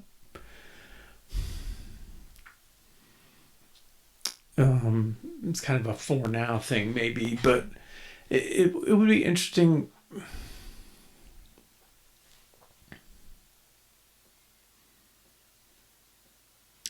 Yeah, I guess it would be nice if we could avoid that, but I think I can live with it. What we do now is we zero out stuff and we put a message on the item.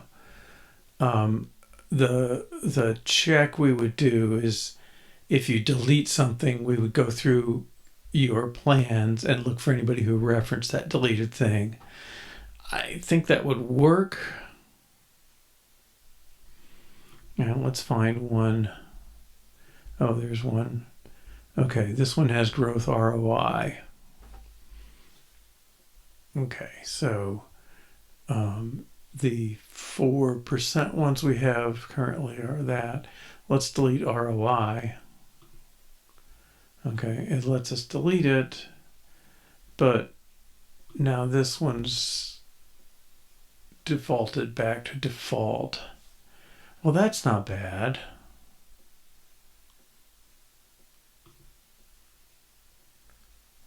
That's actually kind of what you'd want. But it still says ROI here.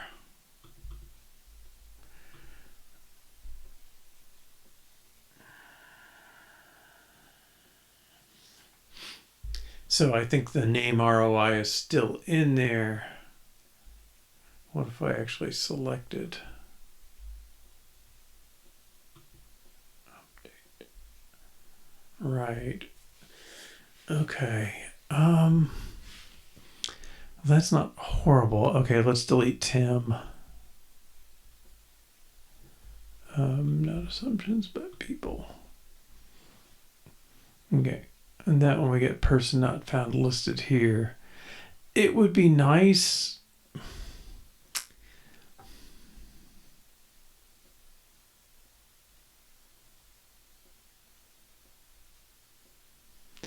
Yeah, it would be kind of nice if it detected person not found and then either change the color or strike through.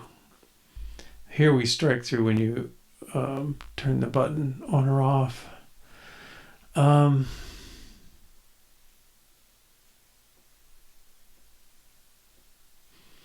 Well, I keep coming back to when you do this, you're going to have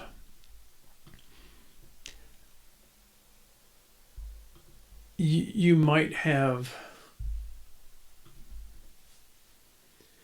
50 lines.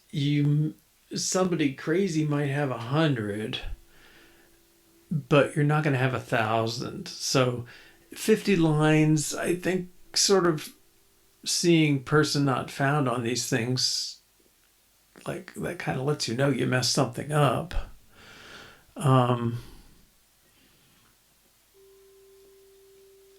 The defaulting back, you'd have to update.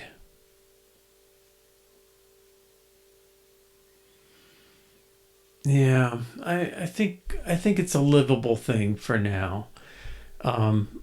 If I came back to this and like really wanted to get it ready to go, I would probably take a different approach on these. Um,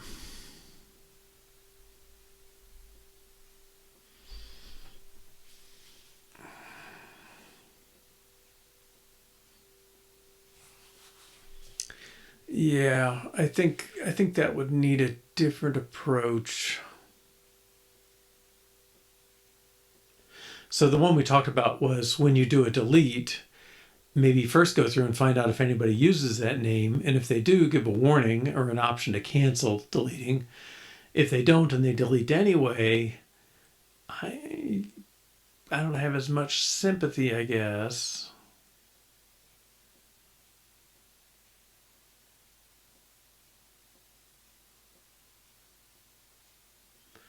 Um,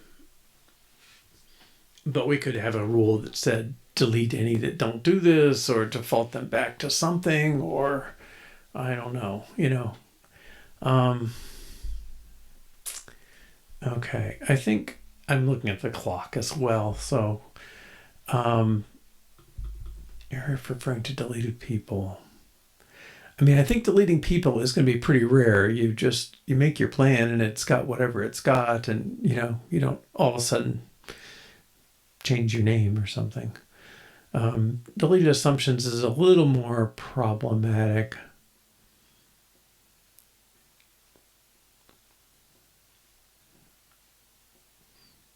Okay.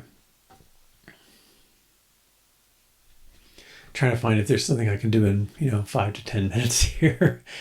Validate month. I don't worry about that one. Yeah, I think that's kind of the straightforward ones. Um, these others, yeah, just kind of features and little UI tweaks and things.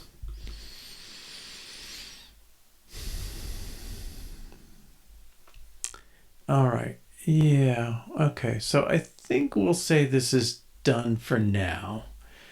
We've got ideas. We've got a few weeks' work here if we did this. Well, actually, this story could be very big. I don't know how much I want to go in there. But this ability to do scenarios and kind of make some decisions, I think, is good. The flow idea, that's almost a separate topic. The idea there is, um, and I don't really quite do this very well myself, I guess, but um, the idea is you have an expense that comes in, and how are you going to pay for that expense? The money's got to come from somewhere. The way we do now, we just assume whatever money you've earned is your money it's coming from, and wherever it's going is where it goes. And we don't distinguish things, but you could imagine saying, you know, well, like I have relatives or my wife's relatives that own a separate, a rental house. And so the money that comes in from that, part of it goes to pay the mortgage, part of it goes to a fund to manage repairs and expenses associated with it, and then part of it is sort of income. And you could imagine saying, if this thing, this house spends $200 a month to you, you could say, I'm going to take that $200 a month and fund a donation to charity. Say, we'll pick something easy, and if you wanted to raise your charity thing, you would have to find another flow that supported it. And if that flow went away, then the donations to charity would be kind of there with unfunded. And so it's a way to kind of designate the funding source for any expense and vice versa kind of thing. So it's sort of a nice planning thing. I'm going to send my 2 kids to college in 5 years, and I'm going to need a new car at some point, and I'm going to do this, and looking forward to your future expenses and how are you going to pay for those when they come. and so you may have to divert some money from this to build up a fund to do that, but all those kind of planning things, it's not so much scenario based, it's more designating funding streams. And I don't know if it belongs in this app or a different one. And like I said, I'm not really using it per se, so I'm probably not the right person to worry about it. But it's definitely one of those more advanced techniques I see discussed. And I don't know. I don't know people who do it per se. I know a couple who might, but not a general thing. All right. Well, thanks for coming along this journey. Oh, hey, Mud Shark. I didn't notice you come in, so I'm not sure how long you've been there, but I'm kind of wrapping up. Did some of the error stuff, but not all of it. So there's plenty more to do if we come back to this project at some point. But anyway, thanks for coming along on it. And Monday we'll be working on the Kilt calculator, trying to get that ready to, I want to get it to beta with, 10 to 20 people trying it out before I formally release it. But I do want to get that one formally released on the App Store and get that into the hands of people. I think it's a good idea, and people will get use out of it in a very specialized area. All right. Well, take care. Have a good weekend, and catch you later. Bye-bye.